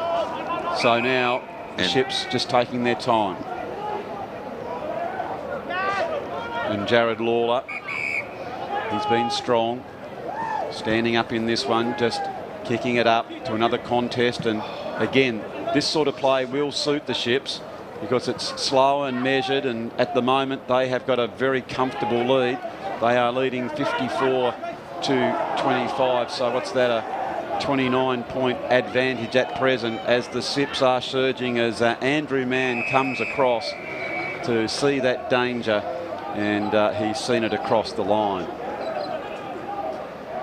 Yeah, the Saints got to take the game on now because it's there to be lost now. I agree. That said, I wouldn't like to see the Ships put the cue in the rack. If I were them, I'd think, well, we've got in this position from our offensive play. Have you and seen... sometimes when people go into their shell. So, sorry, Mark. Yeah, I was going to say that the kicking in danger rule, I think he's done it 4 times today. And on that one, I don't know if we can have another look at the mood food replay maybe in a minute, but I don't know that there was too much danger, but it has been consistent. So we can see when the ball came out. Yeah, well, I guess he did have his hands on it, didn't he? So now, here we go. Terrific work. Here is Menzie. Menzie gets it inside the 50. Yep. And this is where they've been let down. Oh, this looks a lot more dangerous as it spills out to the running player. And they have one, another opportunity has gone begging.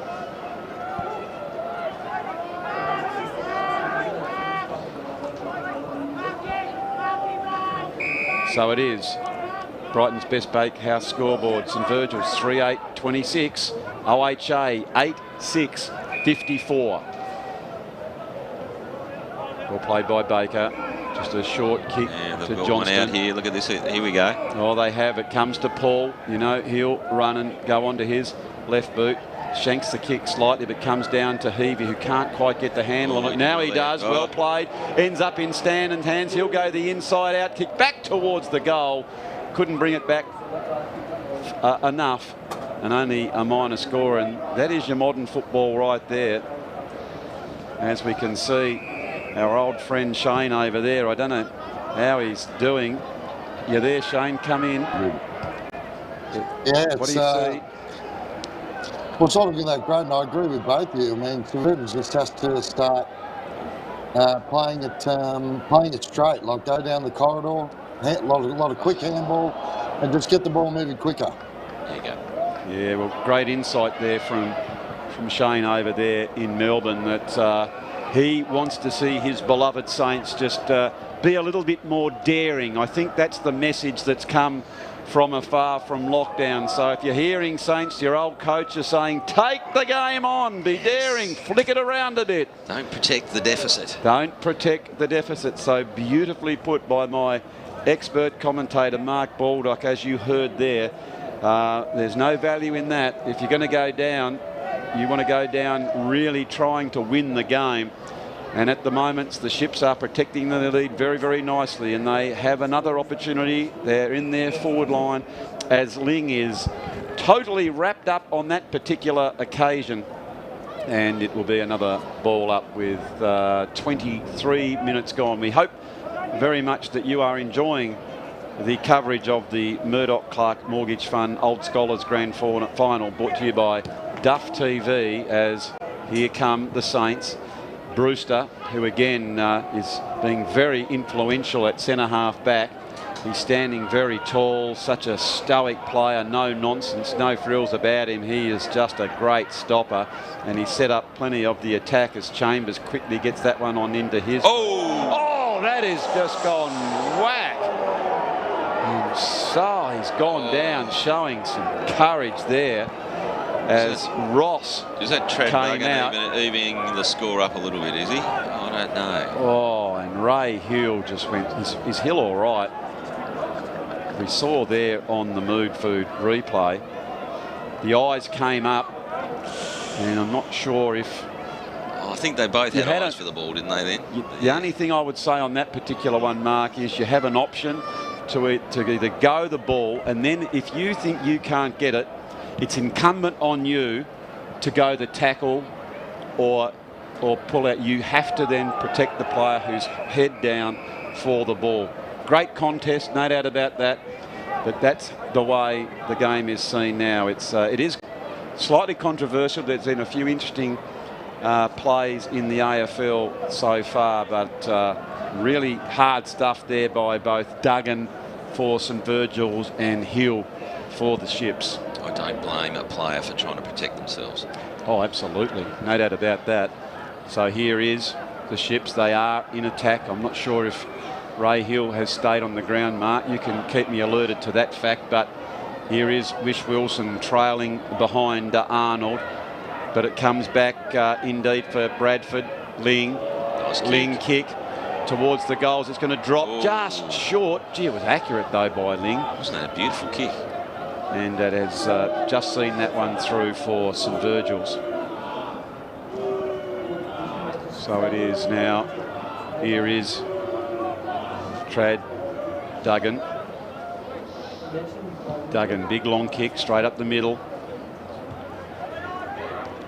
Time is against them now for St Virgil's. They'd love that next goal as Allenby steadies the ship, so to speak. It comes back to Hill, who is still on.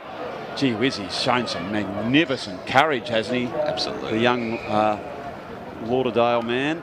He lives down there just near the beach. I'm sure his dear old dad, Rocky, will be, I'm not sure if he'll be either here or not. He was a tough footballer himself, played for Lauderdale and Swansea in the end. He's a premiership player, so g'day to Rocky if you are watching the coverage, as the siren has indeed gone for three-quarter time. That sees St Virgil's 3-8-26 to OHA 8-8-56. Now, what about that for a quarter, Mark, for the Ships? What did you say was the Ships steadied? They did, didn't they? And my comment for St Virgil's is exactly what you were saying. You keep doing the same thing, expect a different result. It's not going to work. So now we will take a break, Mark. It's been absolutely tremendous. Although before we do, we might just pop over to Shane in Melbourne. So thank you for your comments there, Mark. So are you there, Shane? Yes, mate. Yeah, I agree with both yourself and Baldy, Hoppy. The Saints just, take away those first three goals in the first 3 minutes where for some reason the Saints came out and were asleep after half-time. It was a pretty even contest. So, they're actually lucky to only be sort of 4 or 5 goals down. So the game's within reach. I think Coetzee on the bench and Jay just need to have to get together in this three-quarter time huddle. And, without making drastic changes to the side, but just throw the magnets around a little bit, maybe get Jay, throw him onto the ball for longer, or maybe get, even put Andrew Mann down at centre half forward. Put Coxie up the field. Just change it up a bit. Just see if they can get a bit more daring and endeavour to their play, because at the moment they just look a bit stale. They're just playing that, that Dow, wet weather, sort of throw it on the boot sort of style of footy, which will not win you the game. So, the interesting thing, sorry to interrupt, but we've just had news from down on the boundary line that in fact Jay Bowden has been ruled out with concussion, so he will be taking no more part in this game at all. Well, that's a major blow then.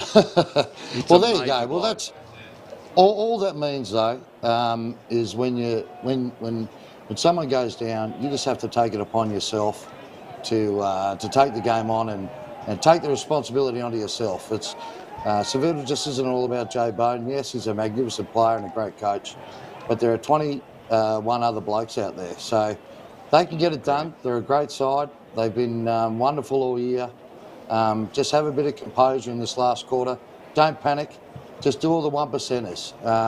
Peg them back, defend stoutly, and take the game on. You're going to have to take a few risks. So that's your only option now. So, look, I think they can do it. Spoken like a true coach. Spoken like a true coach. We thank you so much for your insight, and we'll get some more information. We thank Maddie Smith from the Mercury for keeping us up to date with all that information. So up here in the Peter Sharp Tower, we are all dear friends and keeping one abreast of everything that's going on. So ladies and gentlemen, we are going to take our last break and we'll be back with the last quarter very, very shortly. Yeah, you're good to go, mate. That's so nice. Time to escape, cause I'm in need of warmer weather. You guys need a hand? Sail upon the stream to find there's someplace better, and I'm doing far and wide. Hey, mate. Thanks, mate. Great Northern Brewing Co. The beer for up here. Mm-mm. Best Bakehouse. Love that homemade taste. Brighton's Best Bakehouse. Delicious in every way. Loving the taste. Love it homemade. Their own recipes. Freshly baked. Brighton's Best Bakehouse. Love that homemade taste.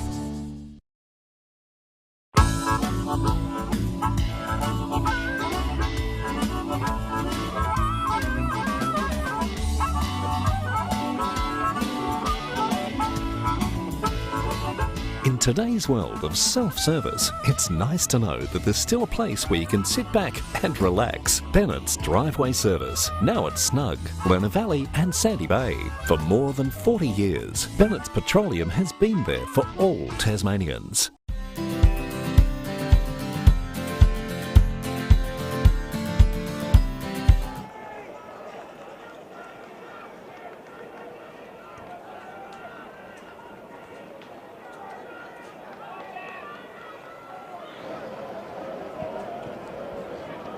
So we're back here at North Hobart Oval for the conclusion of the 2021 season here in the Old Scholar. It is the Murdoch Clark Mortgage Fund Grand Final, and at the moment it is OHA with one hand on the mug, but here come the Saints, the resurgent Saints. As we heard from St. Johnny over there in Melbourne, he just wants his beloved Saints to make a good account of themselves, and why not, Mark? They finished on top with 48 points. They've been a cracker of a team. They've got a really good spread of a great deal of talent. So, yes, Jay Bowden is a major loss for them, but they've got plenty of talent out there that could win this game. They have to make every opportunity count now, and unfortunately just let that ball get off their forward line too easily. Well, they started so beautifully with those 2 goals in the first quarter, and then it seemed to dry up until Jay Bowden was able to get one answer in the third quarter, so nothing at all to mention in the second quarter. So although they have scored 3 goals, what do they need, Mark? They need about 5 goals, and that's to be unanswered. So the Ships are making every post a winner at the moment. Of course, they are the reigning premier from last year. And for them to go back to back, they'd be absolutely cock a hoot if that was the case, and it would be bedlam over at the shipyard at Gilston Bay if that was the case. Anyway, St. Virgil's have worked so hard to get to this position. And we say congratulations to President Joel Berry for doing great work for assembling this team. And here go the Ships coming inside their 50 as Stanton. Doesn't he look dangerous, Mark? Every time the ball hits the ground, he just sets off with purpose. I love it. He hits the ball with speed, you know. And doesn't he? He's such a great judge for coming off the contest. He certainly is. If you were a defender, and in this particular instance it's Dylan Pearce, you wouldn't be getting too much sleep the night before knowing what is in front of you. And there is Stanton, gets it back over towards Langford before Larry Menzies just chips in. Stanton gets it back towards Chambers. He can't bring down the ball, so St. Virgil's are steadying as they bring the ball out towards the wing position. There is the determination and the barometer for the OHA team. Damo Paul, as he runs back, he just lowers that shoulder and he just workmanlike getting back on his man. Does anything for the team, does Paulie. Here is the throw in. It is the big fella over the back there in Duffy. Standing over the ball is Jared Lawler, who I've liked the way he just keeps his feet. Mott gets it out to Duggan. Oh, look at that for a kick. This is much better play. Run, boys, and run. Douglas has taken the mark, and he needs to get back off. We know he can kick a goal. He got the first goal of the game, Mark, so we know he's got the accuracy. But how about the transition here? That was terrific work by the Saints. It was good work, good work. I think the ball's dried out a bit too. So there's no doubt about they have the capacity to score quickly. Oh, he's put it through. And he has. So that's going to breathe a bit of life into this game. Well played by Jackson Douglas. As we can see, a very, very excited Shane over there in Melbourne. That's exactly what he wanted. He wanted that ball flicked inside, go the corridor, be bold and be strong, kick it long.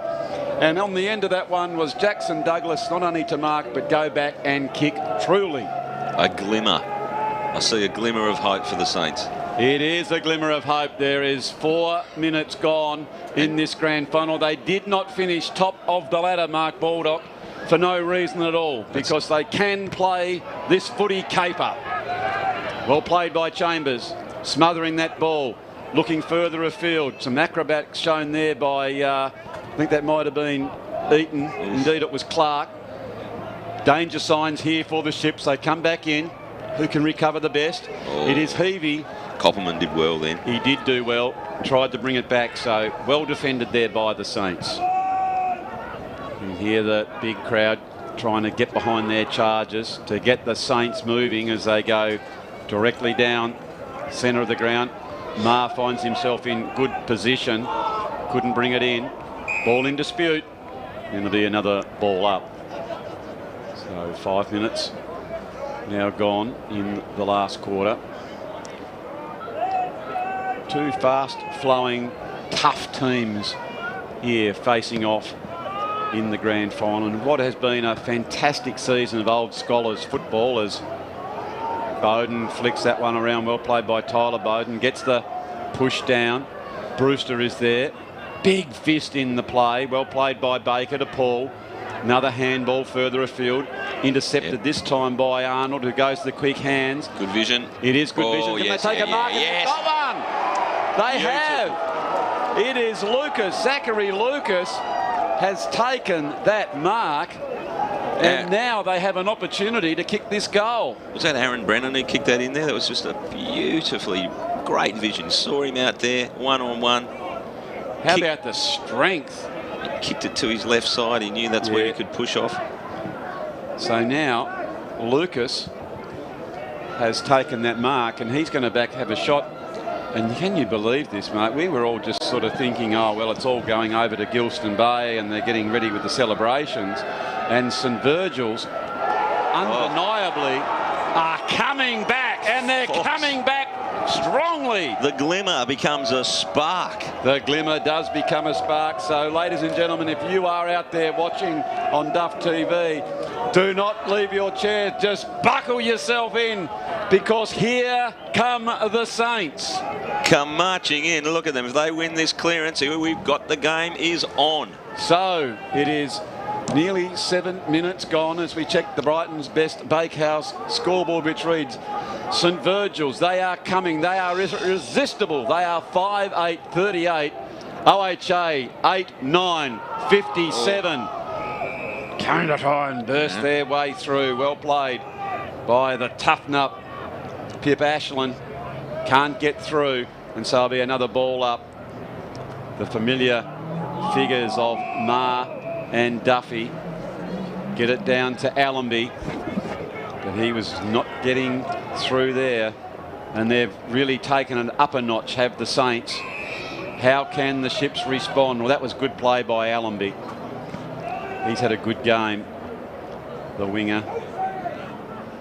Oh, yes. Here come the Saints again. Quick couple of breaks, pushes forward. Baker picks it up. Baker tries to don't argue, but can't break the shackles. And Damo Paul takes a very, very nice mark. Paul, left foot kick, looking for Langford. Langford brilliantly marks that ball towards Stanton, and I think he's been held. He was. I think it's either held or down free. No, it was held. Definitely held. Yeah. Thank you for that, Mark. So it is Stanton who'll have this shot on goal, and if there's anyone from the Ships you'd like to have the ball in his hands in this position, I reckon this is the fella you'd give it to. Here he comes. Trent Stanton leans back. He's coming back from right to left for a minute. He knows his kicking style so beautifully. And he's just ended. So what all goods teams do, Mark Baldock, is when someone challenges them, they answer. And that's exactly what the Ships have just done.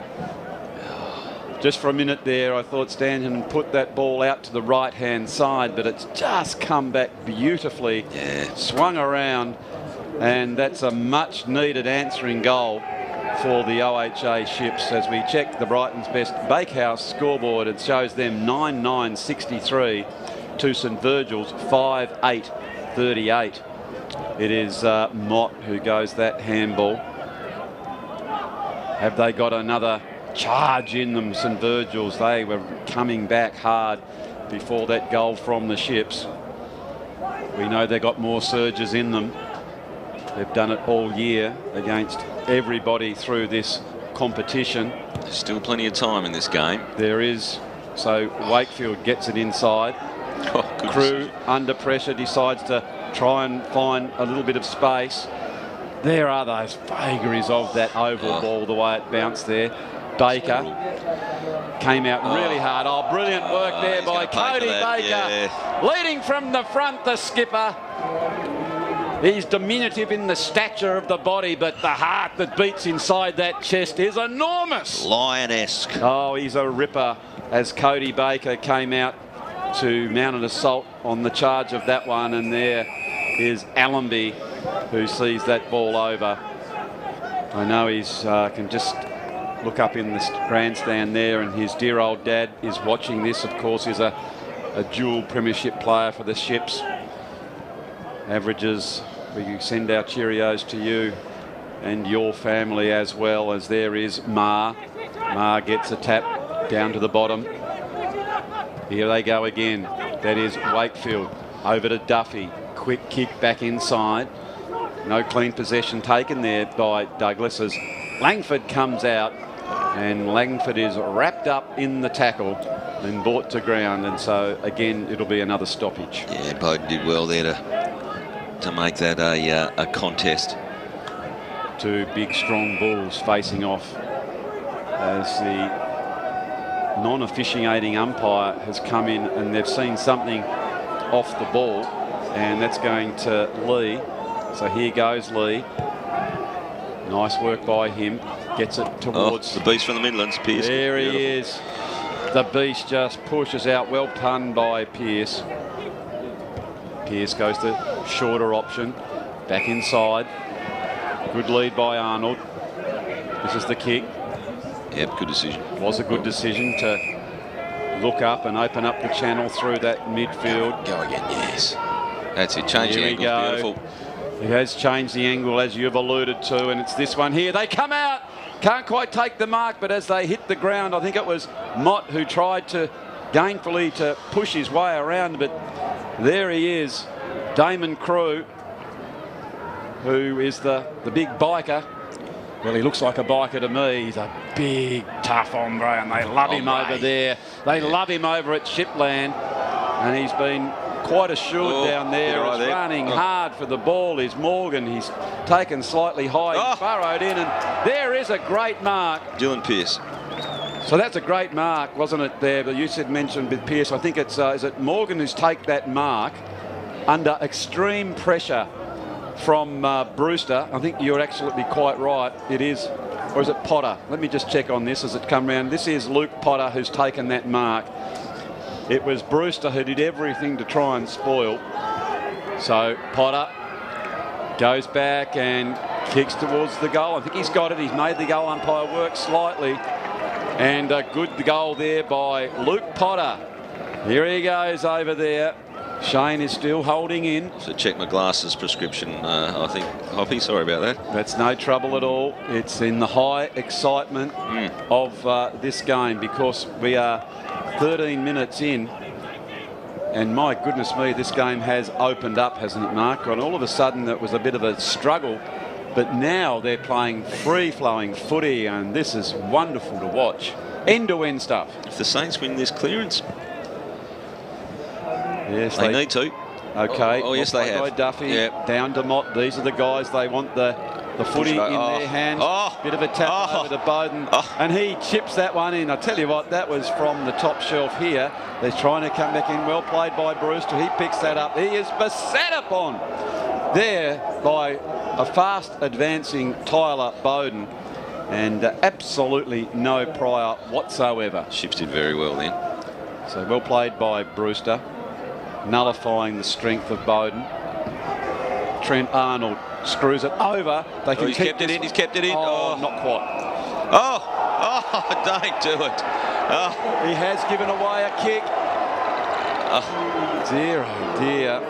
Oh, there's some Virgil's fans are loving that. Oh, he's so Blake Newell, who's given that one away, and thankfully for Blake, nothing much has come off it. It's cost them just the 1 point, but if I was sitting down in Callinan's position, I wouldn't be particularly thrilled with my Chargers for doing those undisciplined things at this stage of the game.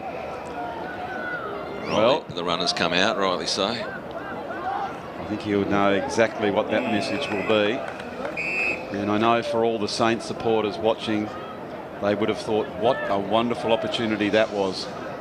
As I think Potter just tried to open up the goals. He couldn't caress it back through the middle, and only the minor score. So we're all but, I reckon, halfway through this last quarter, and what we thought was going to be a mountain far too high to climb for St Virgil's, well, they're just saying to us it's only a hill, not a mountain at all, and they're halfway up it. So they are coming at the ships. What do we got? 10 minutes left. They need three goals.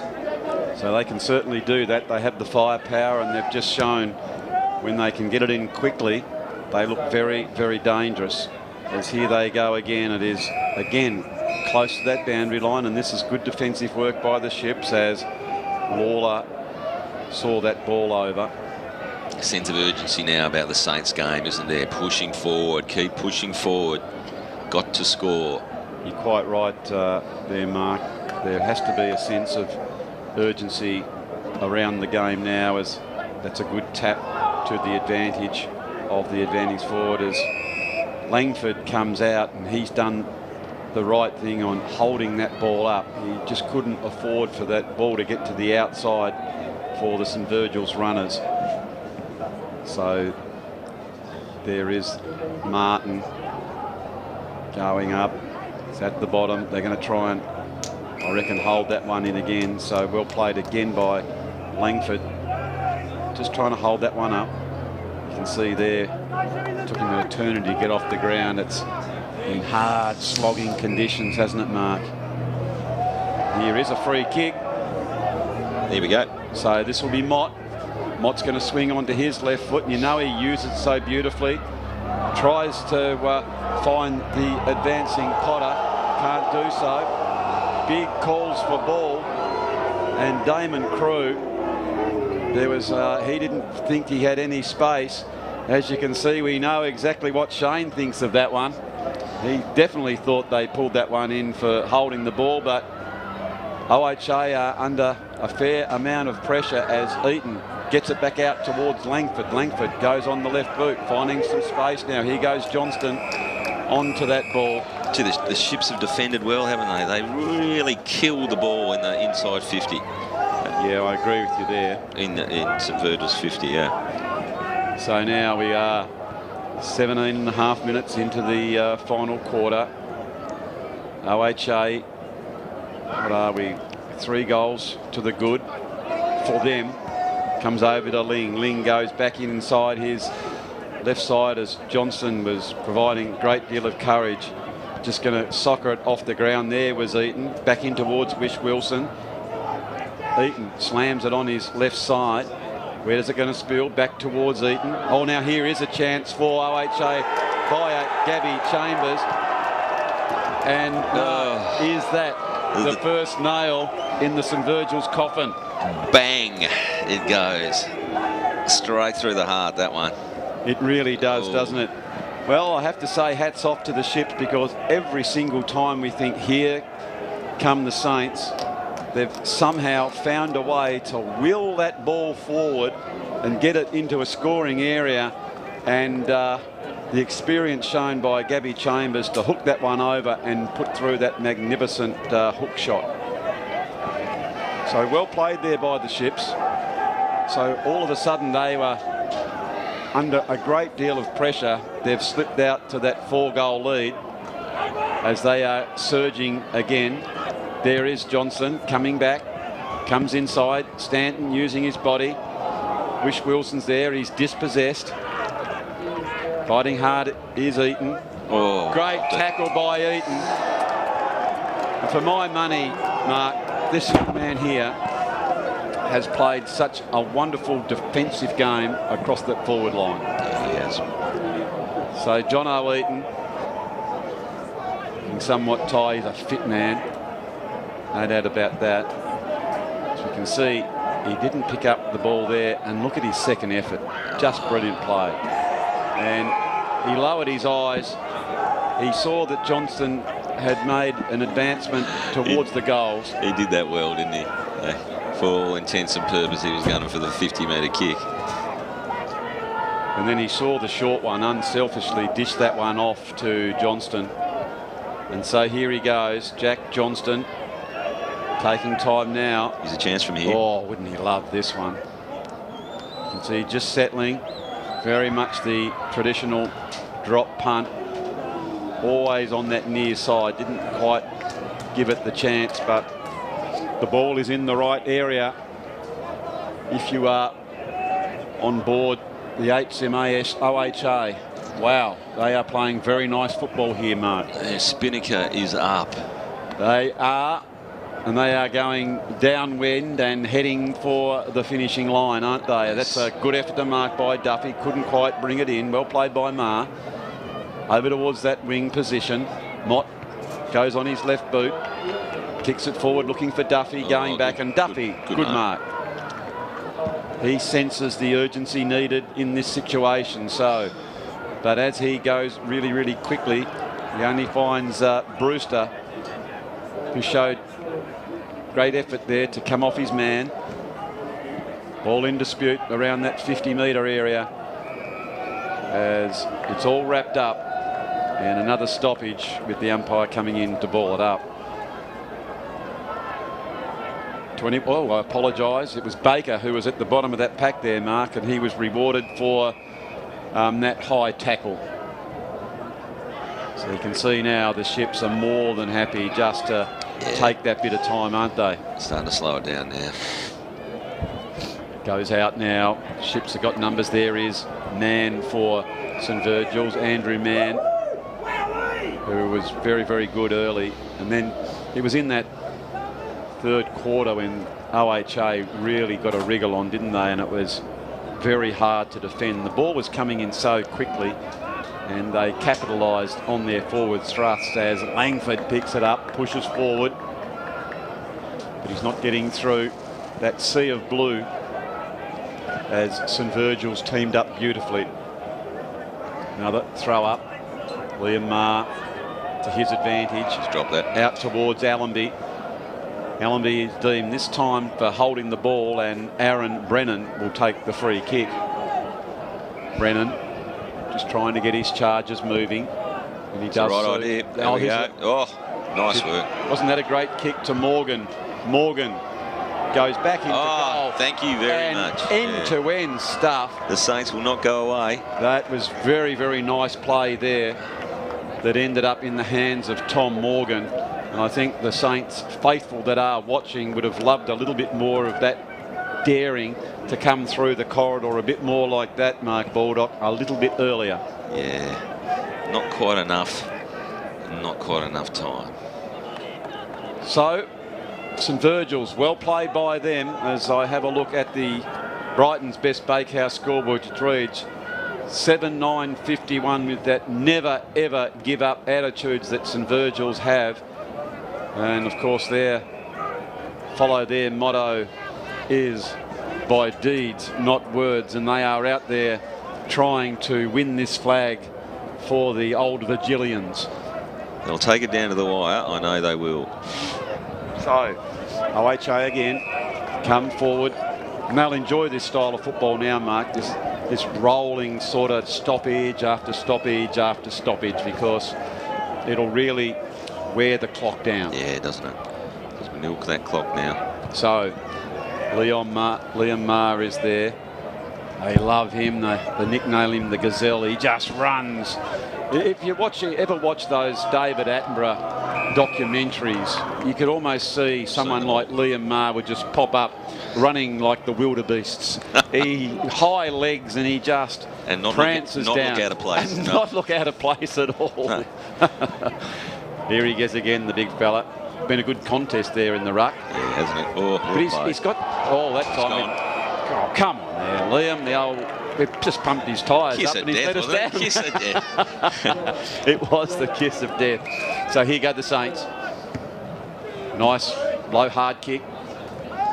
Further afield. Oh, there we go. Need to get this one moving as quickly as is possible. Played by Potter. Bowden. Back end side from an advance. Oh, that's courage. This is a tough game of footy. A tough game of footy. That is as good as Mark as you ever see. That's Jack and Nick Rewalt like. If we see this, here it is again on the replay. Have a look at Chambers. He had no right to go back and show that much courage.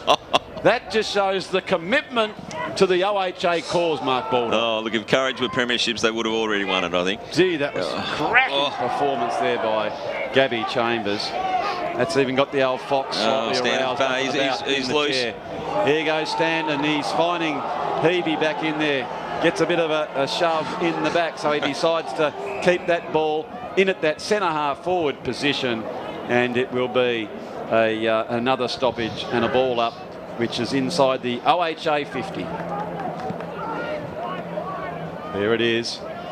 Duffy trying to find some time and space, but they're OHA, they are not having any of that, Mark Baldock. As soon as they assumed ascendancy, the tackling and the weight of numbers of getting to the contest and helping their teammates out has been, well, splendid. Yeah, splendid. I agree. And here is Ma trying to get that ball out, but again, it is the Saints who need to get a bit of a wriggle on as they do so. That's a nice kick. That's one. Just get a little one over the top by Brennan. I think this is Potter. Potter was well out there. And that's the way the umpire is turning back, and we can say we just need to have a look at the mood food replay here, old champion. And I reckon you're only about 10 metres outside that boundary line. It was a good metre, wasn't it? But well played. Tried to keep it in, did Potter, but couldn't do so. So now, this is the time, if you are an OHA supporter, you'd be very much enjoying this one. These last few minutes. Well played by Damo Paul. Out to Baker. Baker quickly back inside to Ma. Now it is an opportunity for St Virgil's to get something out of it, as Wakefield quickly went onto his boot and found Potter. And Luke Potter, who's already got one goal, is going back to try and get his second. Potter drives the ball. That's a magnificent kick. Beautiful. Well played by Potter. And he puts it through for his second as we look at Brighton's best bakehouse scoreboard. Well, I tell you what are we? 13 points, Mark. Is there any chance? 8-9-57, OHA 10-10-70. How long we got, do you think, Hobby? Well, it's, 28 minutes gone. Get a quick clearance, and I tell you what, all the OHA people that are lining up to get those celebratory beers might just sort of turn their backs and have a bit more of a Captain Cook at this game. I'll give you the tip. That's right. Just relax a bit here. Here they go. Here come the Saints. As they get this inside 50, they are not going to be outpointed, as they need a clean possession here. So here comes the reinforcements via Damon Crew. That particular time the tackle was well rolled. I think there's been a hold here, and it's going to be a St Virgil's shot on goal. Is this happening, Hoppy? Is it really happening? I don't know if my very dear friend Shane's over there and we can see how he's going. I tell you what, he, like all the other Saints supporters, will be getting very, very excited if this one goes through.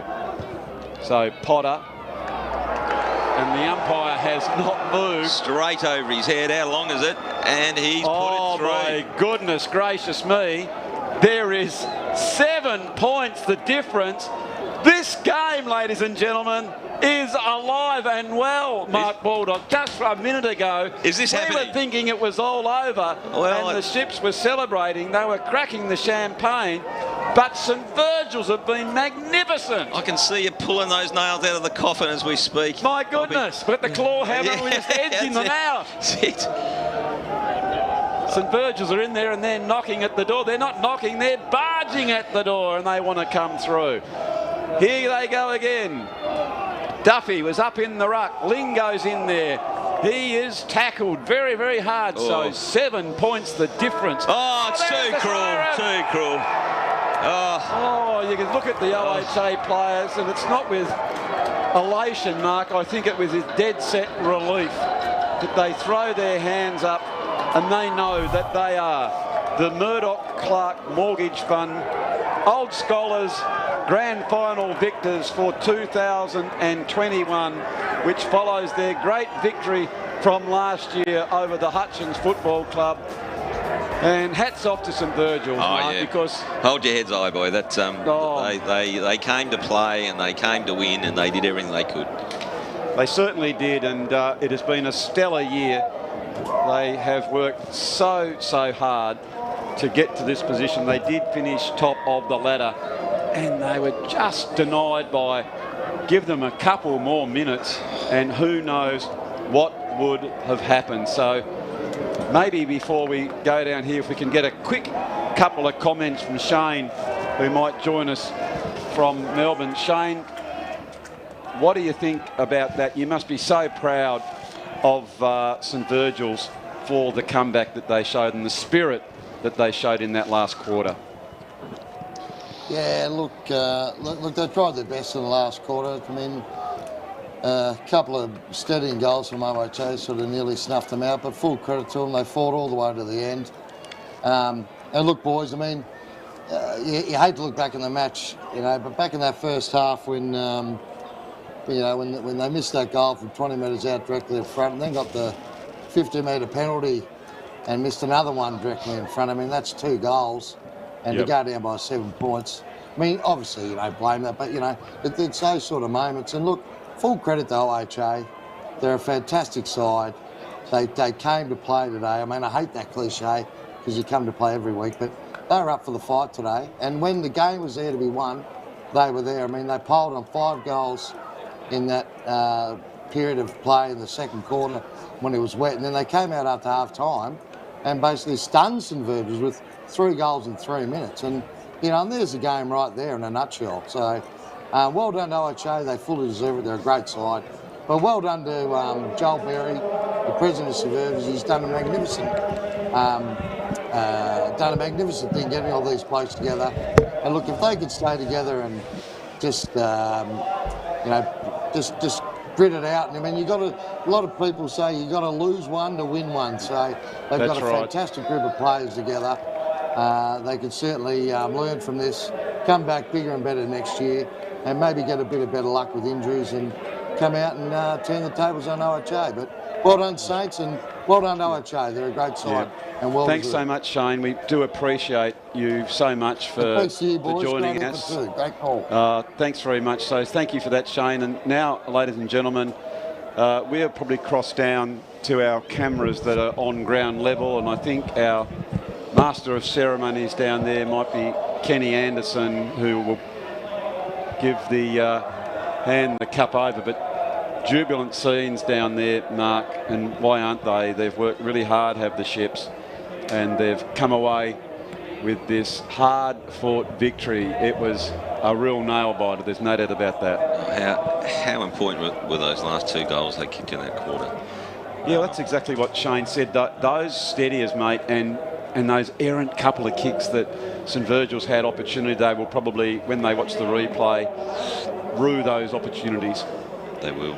Yeah, there's no doubt about that. So, Mark Baldock, thank you so much for joining me in the commentary tower. It's been a sheer delight to have you join me here as we saw a wonderful game of Australian rules football that saw OHA run out with a very, very good victory. Just to confirm, it was 10-10-70 to St Virgil's, finishing so quickly, 9-9-63. So there we see some of the scenes down there.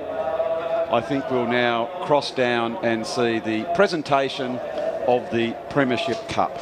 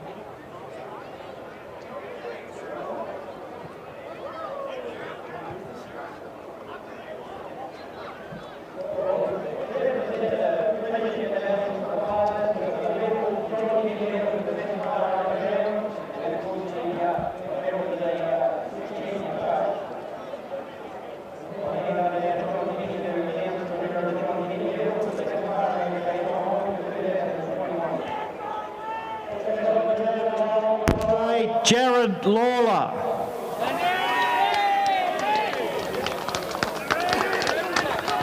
Just talk straight into it, mate. Yeah. Direction. I'm reading the names then.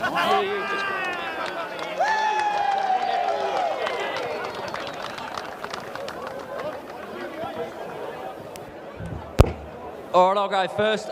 Firstly, I'd just like to say commiserations to St Virgil's. It's a credit to your footy club. Obviously, Jay's not here at the moment. He's in hospital, but it's a credit to your footy club. You know, obviously you've struggled for 3 or 4 years, and you've obviously built on that. And there's no doubt in the next 3 or 4 years you'll have your time in the sun. But it's a credit to the footy club, and you know I'm sure you'll be back here next year. So well done, boys. Nick Lee.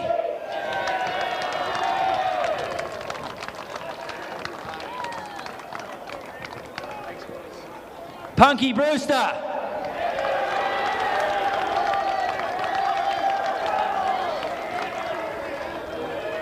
John O'Eaton. John O'Eaton.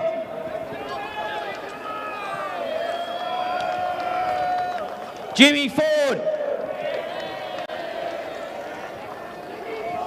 Damien Paul. Shawnee Clark.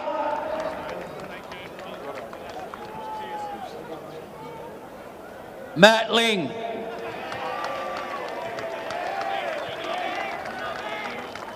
Shane Curtis.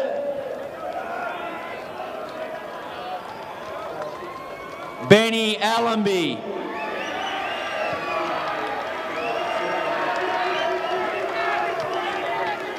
Chris Heavey. Chris Heavey.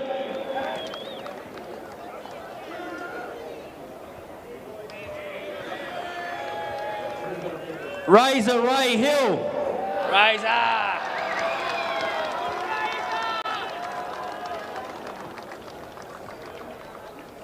Trent Standen. Brody Langford. Gabby Chambers. Shawnee Clark.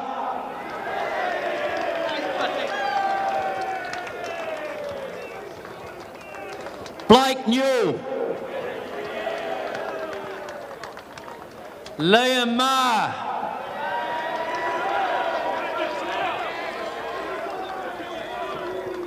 Ethan Wish Wilson.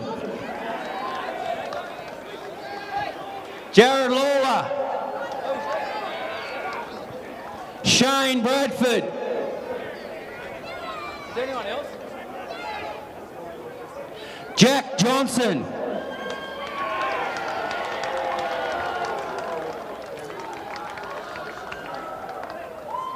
The two co-captains, Cody Baker and Damon Crew.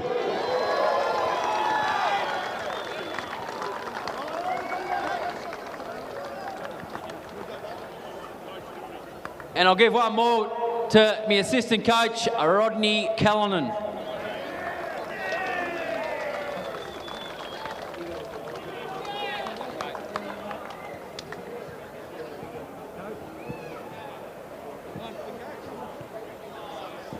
Thanks, mate.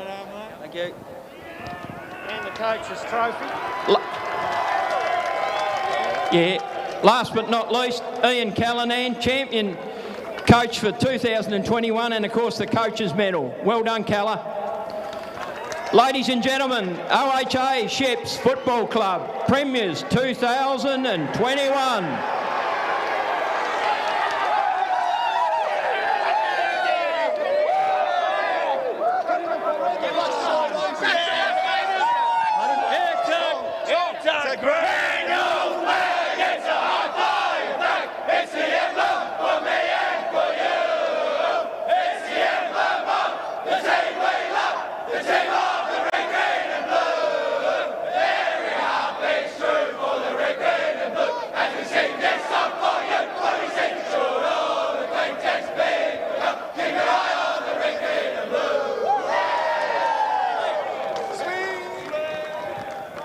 Well, there you go, ladies and gentlemen. It is all happy days if you are a Ship supporter. So our condolences to St Virgil's and all our friends who are St Virgil supporters. But there they go. The Ships cannot be denied. They got themselves into the front. They did all the hard work. And what I liked about that victory, Mark Baldock, was they responded when St Virgil's came in so hard at them, didn't they? Yeah, they did. They deserve to win today. I'd put credit to St Virgil, so I think they really did persist. Unfortunately, footy is about taking your opportunities, and I think a couple went begging for the Saints today. And OHA, as you said, Hoppy, steadied when they had to steady. Yeah, they did. As Shane alluded to, there was one or two opportunities that they will reflect on. But we send our best wishes to Jay Bowden, who we understand is in hospital. He's a cracker of a player. Absolute Rolls Royce, Jay. congratulations on your season, son. You're a ripper of a young man, a ripper of footballer again. We say hats off to St Virgil's for the way they went about their season. But at the moment, Mark, it is all about the OHA ships, as they are in their red, green and blue and that traditional Guernsey. And where we're sitting, we can see the old alma mater just over there, the old Hobart High. And they'll be so pleased with that performance. So, Mark, again, thanks so much for joining us. Thank you to all our crew. Jerry and I think we had the Duffy lads doing all the hard work there. It's the old veteran here, Andrew Silverfox Hopwood. We very much hope that you've enjoyed the coverage here from North Hobart. If you haven't had your fix of footy, can I urge you to tune in tomorrow to Duff TV, because we've got 4 grand finals of the STJFL coming to you from, I think, 9:30 in the morning or 9 o'clock in the morning, all the way through. So the under-13s to the under-16.5. So until then, again, we hope that you've enjoyed the Murdoch Clark Mortgage Fund Old Scholars Grand Final.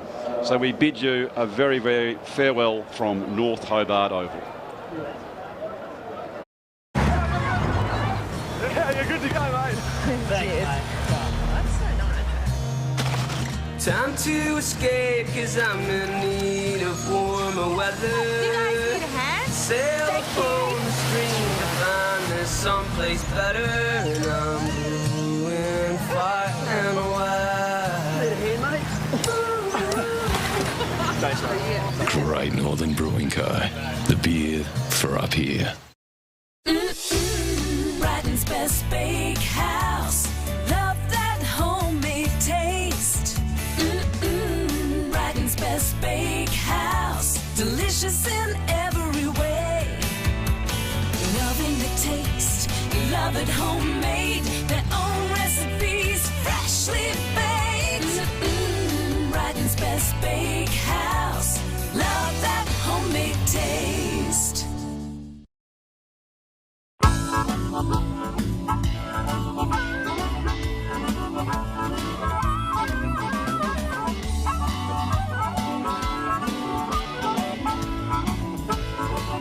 In today's world of self-service, it's nice to know that there's still a place where you can sit back and relax. Bennett's Driveway Service, now at Snug, Lerner Valley and Sandy Bay. For more than 40 years, Bennett's Petroleum has been there for all Tasmanians.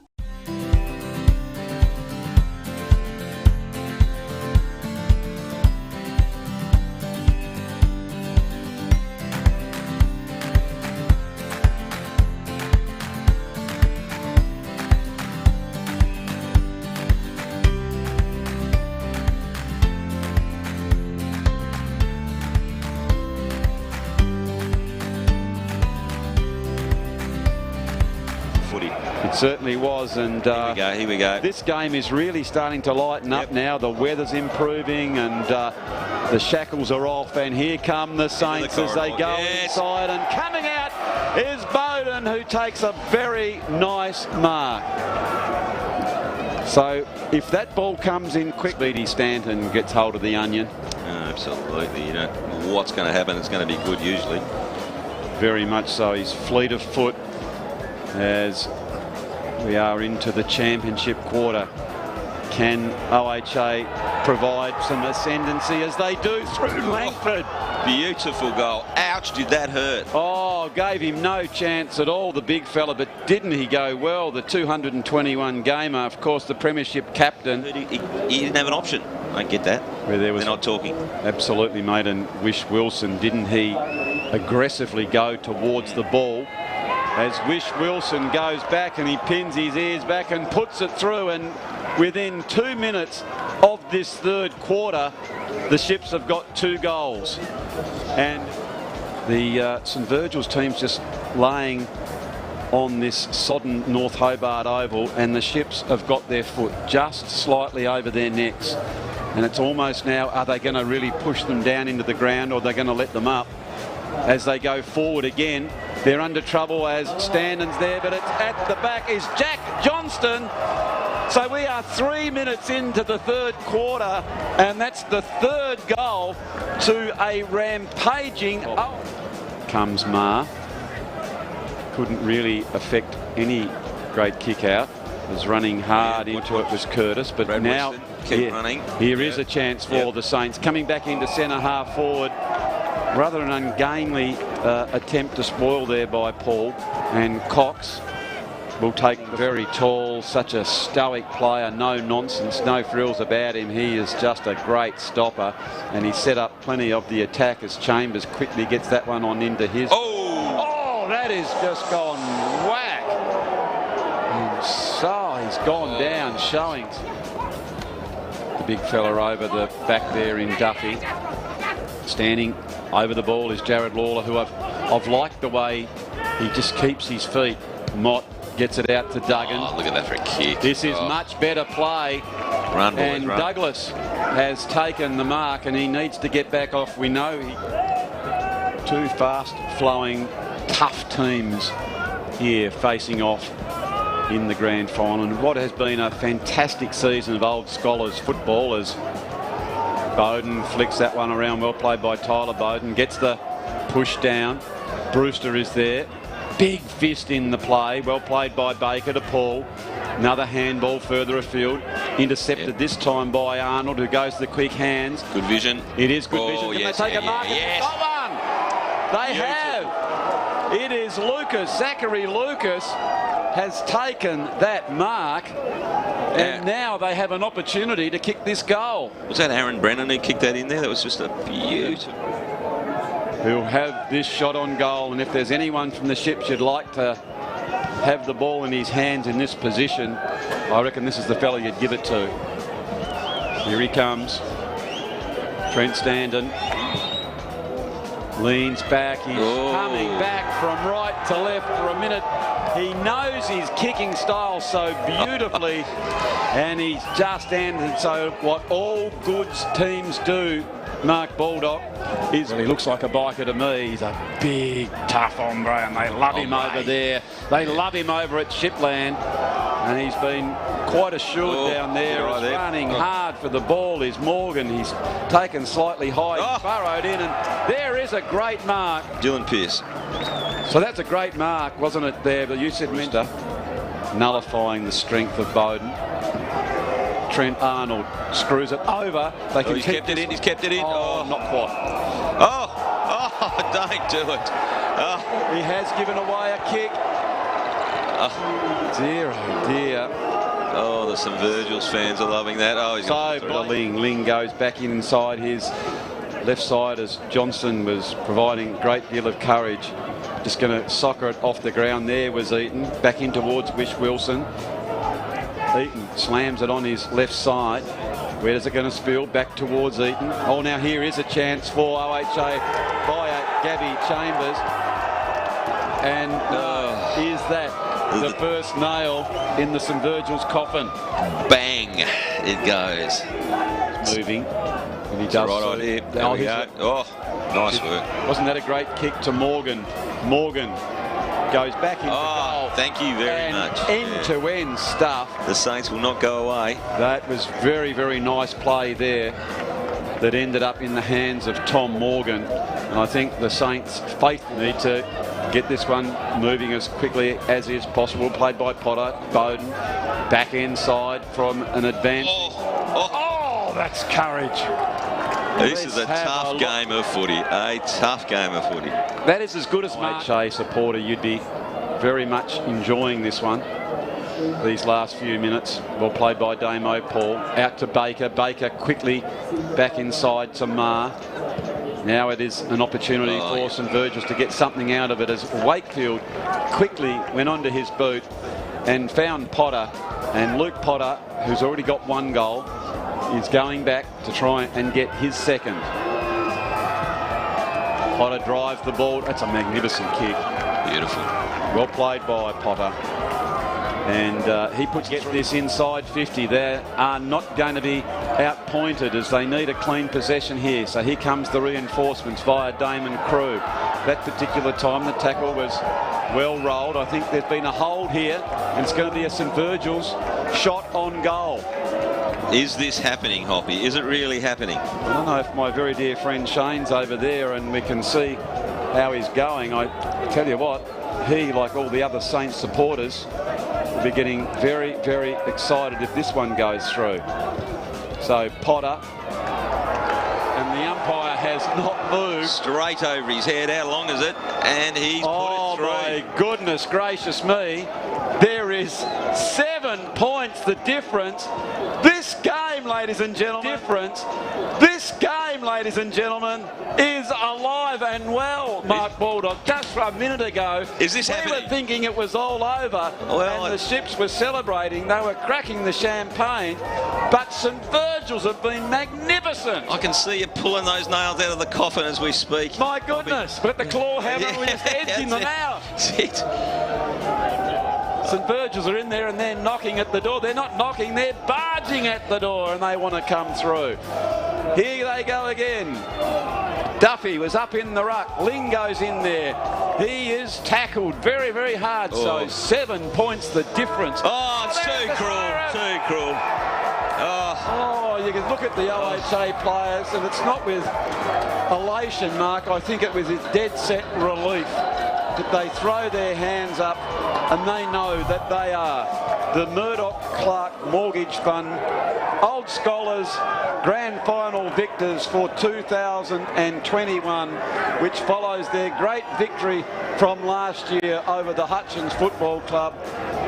And hats off to St Virgil, Mark, because hold your heads high, boy. That's they came to play and they came to win and they did everything they could.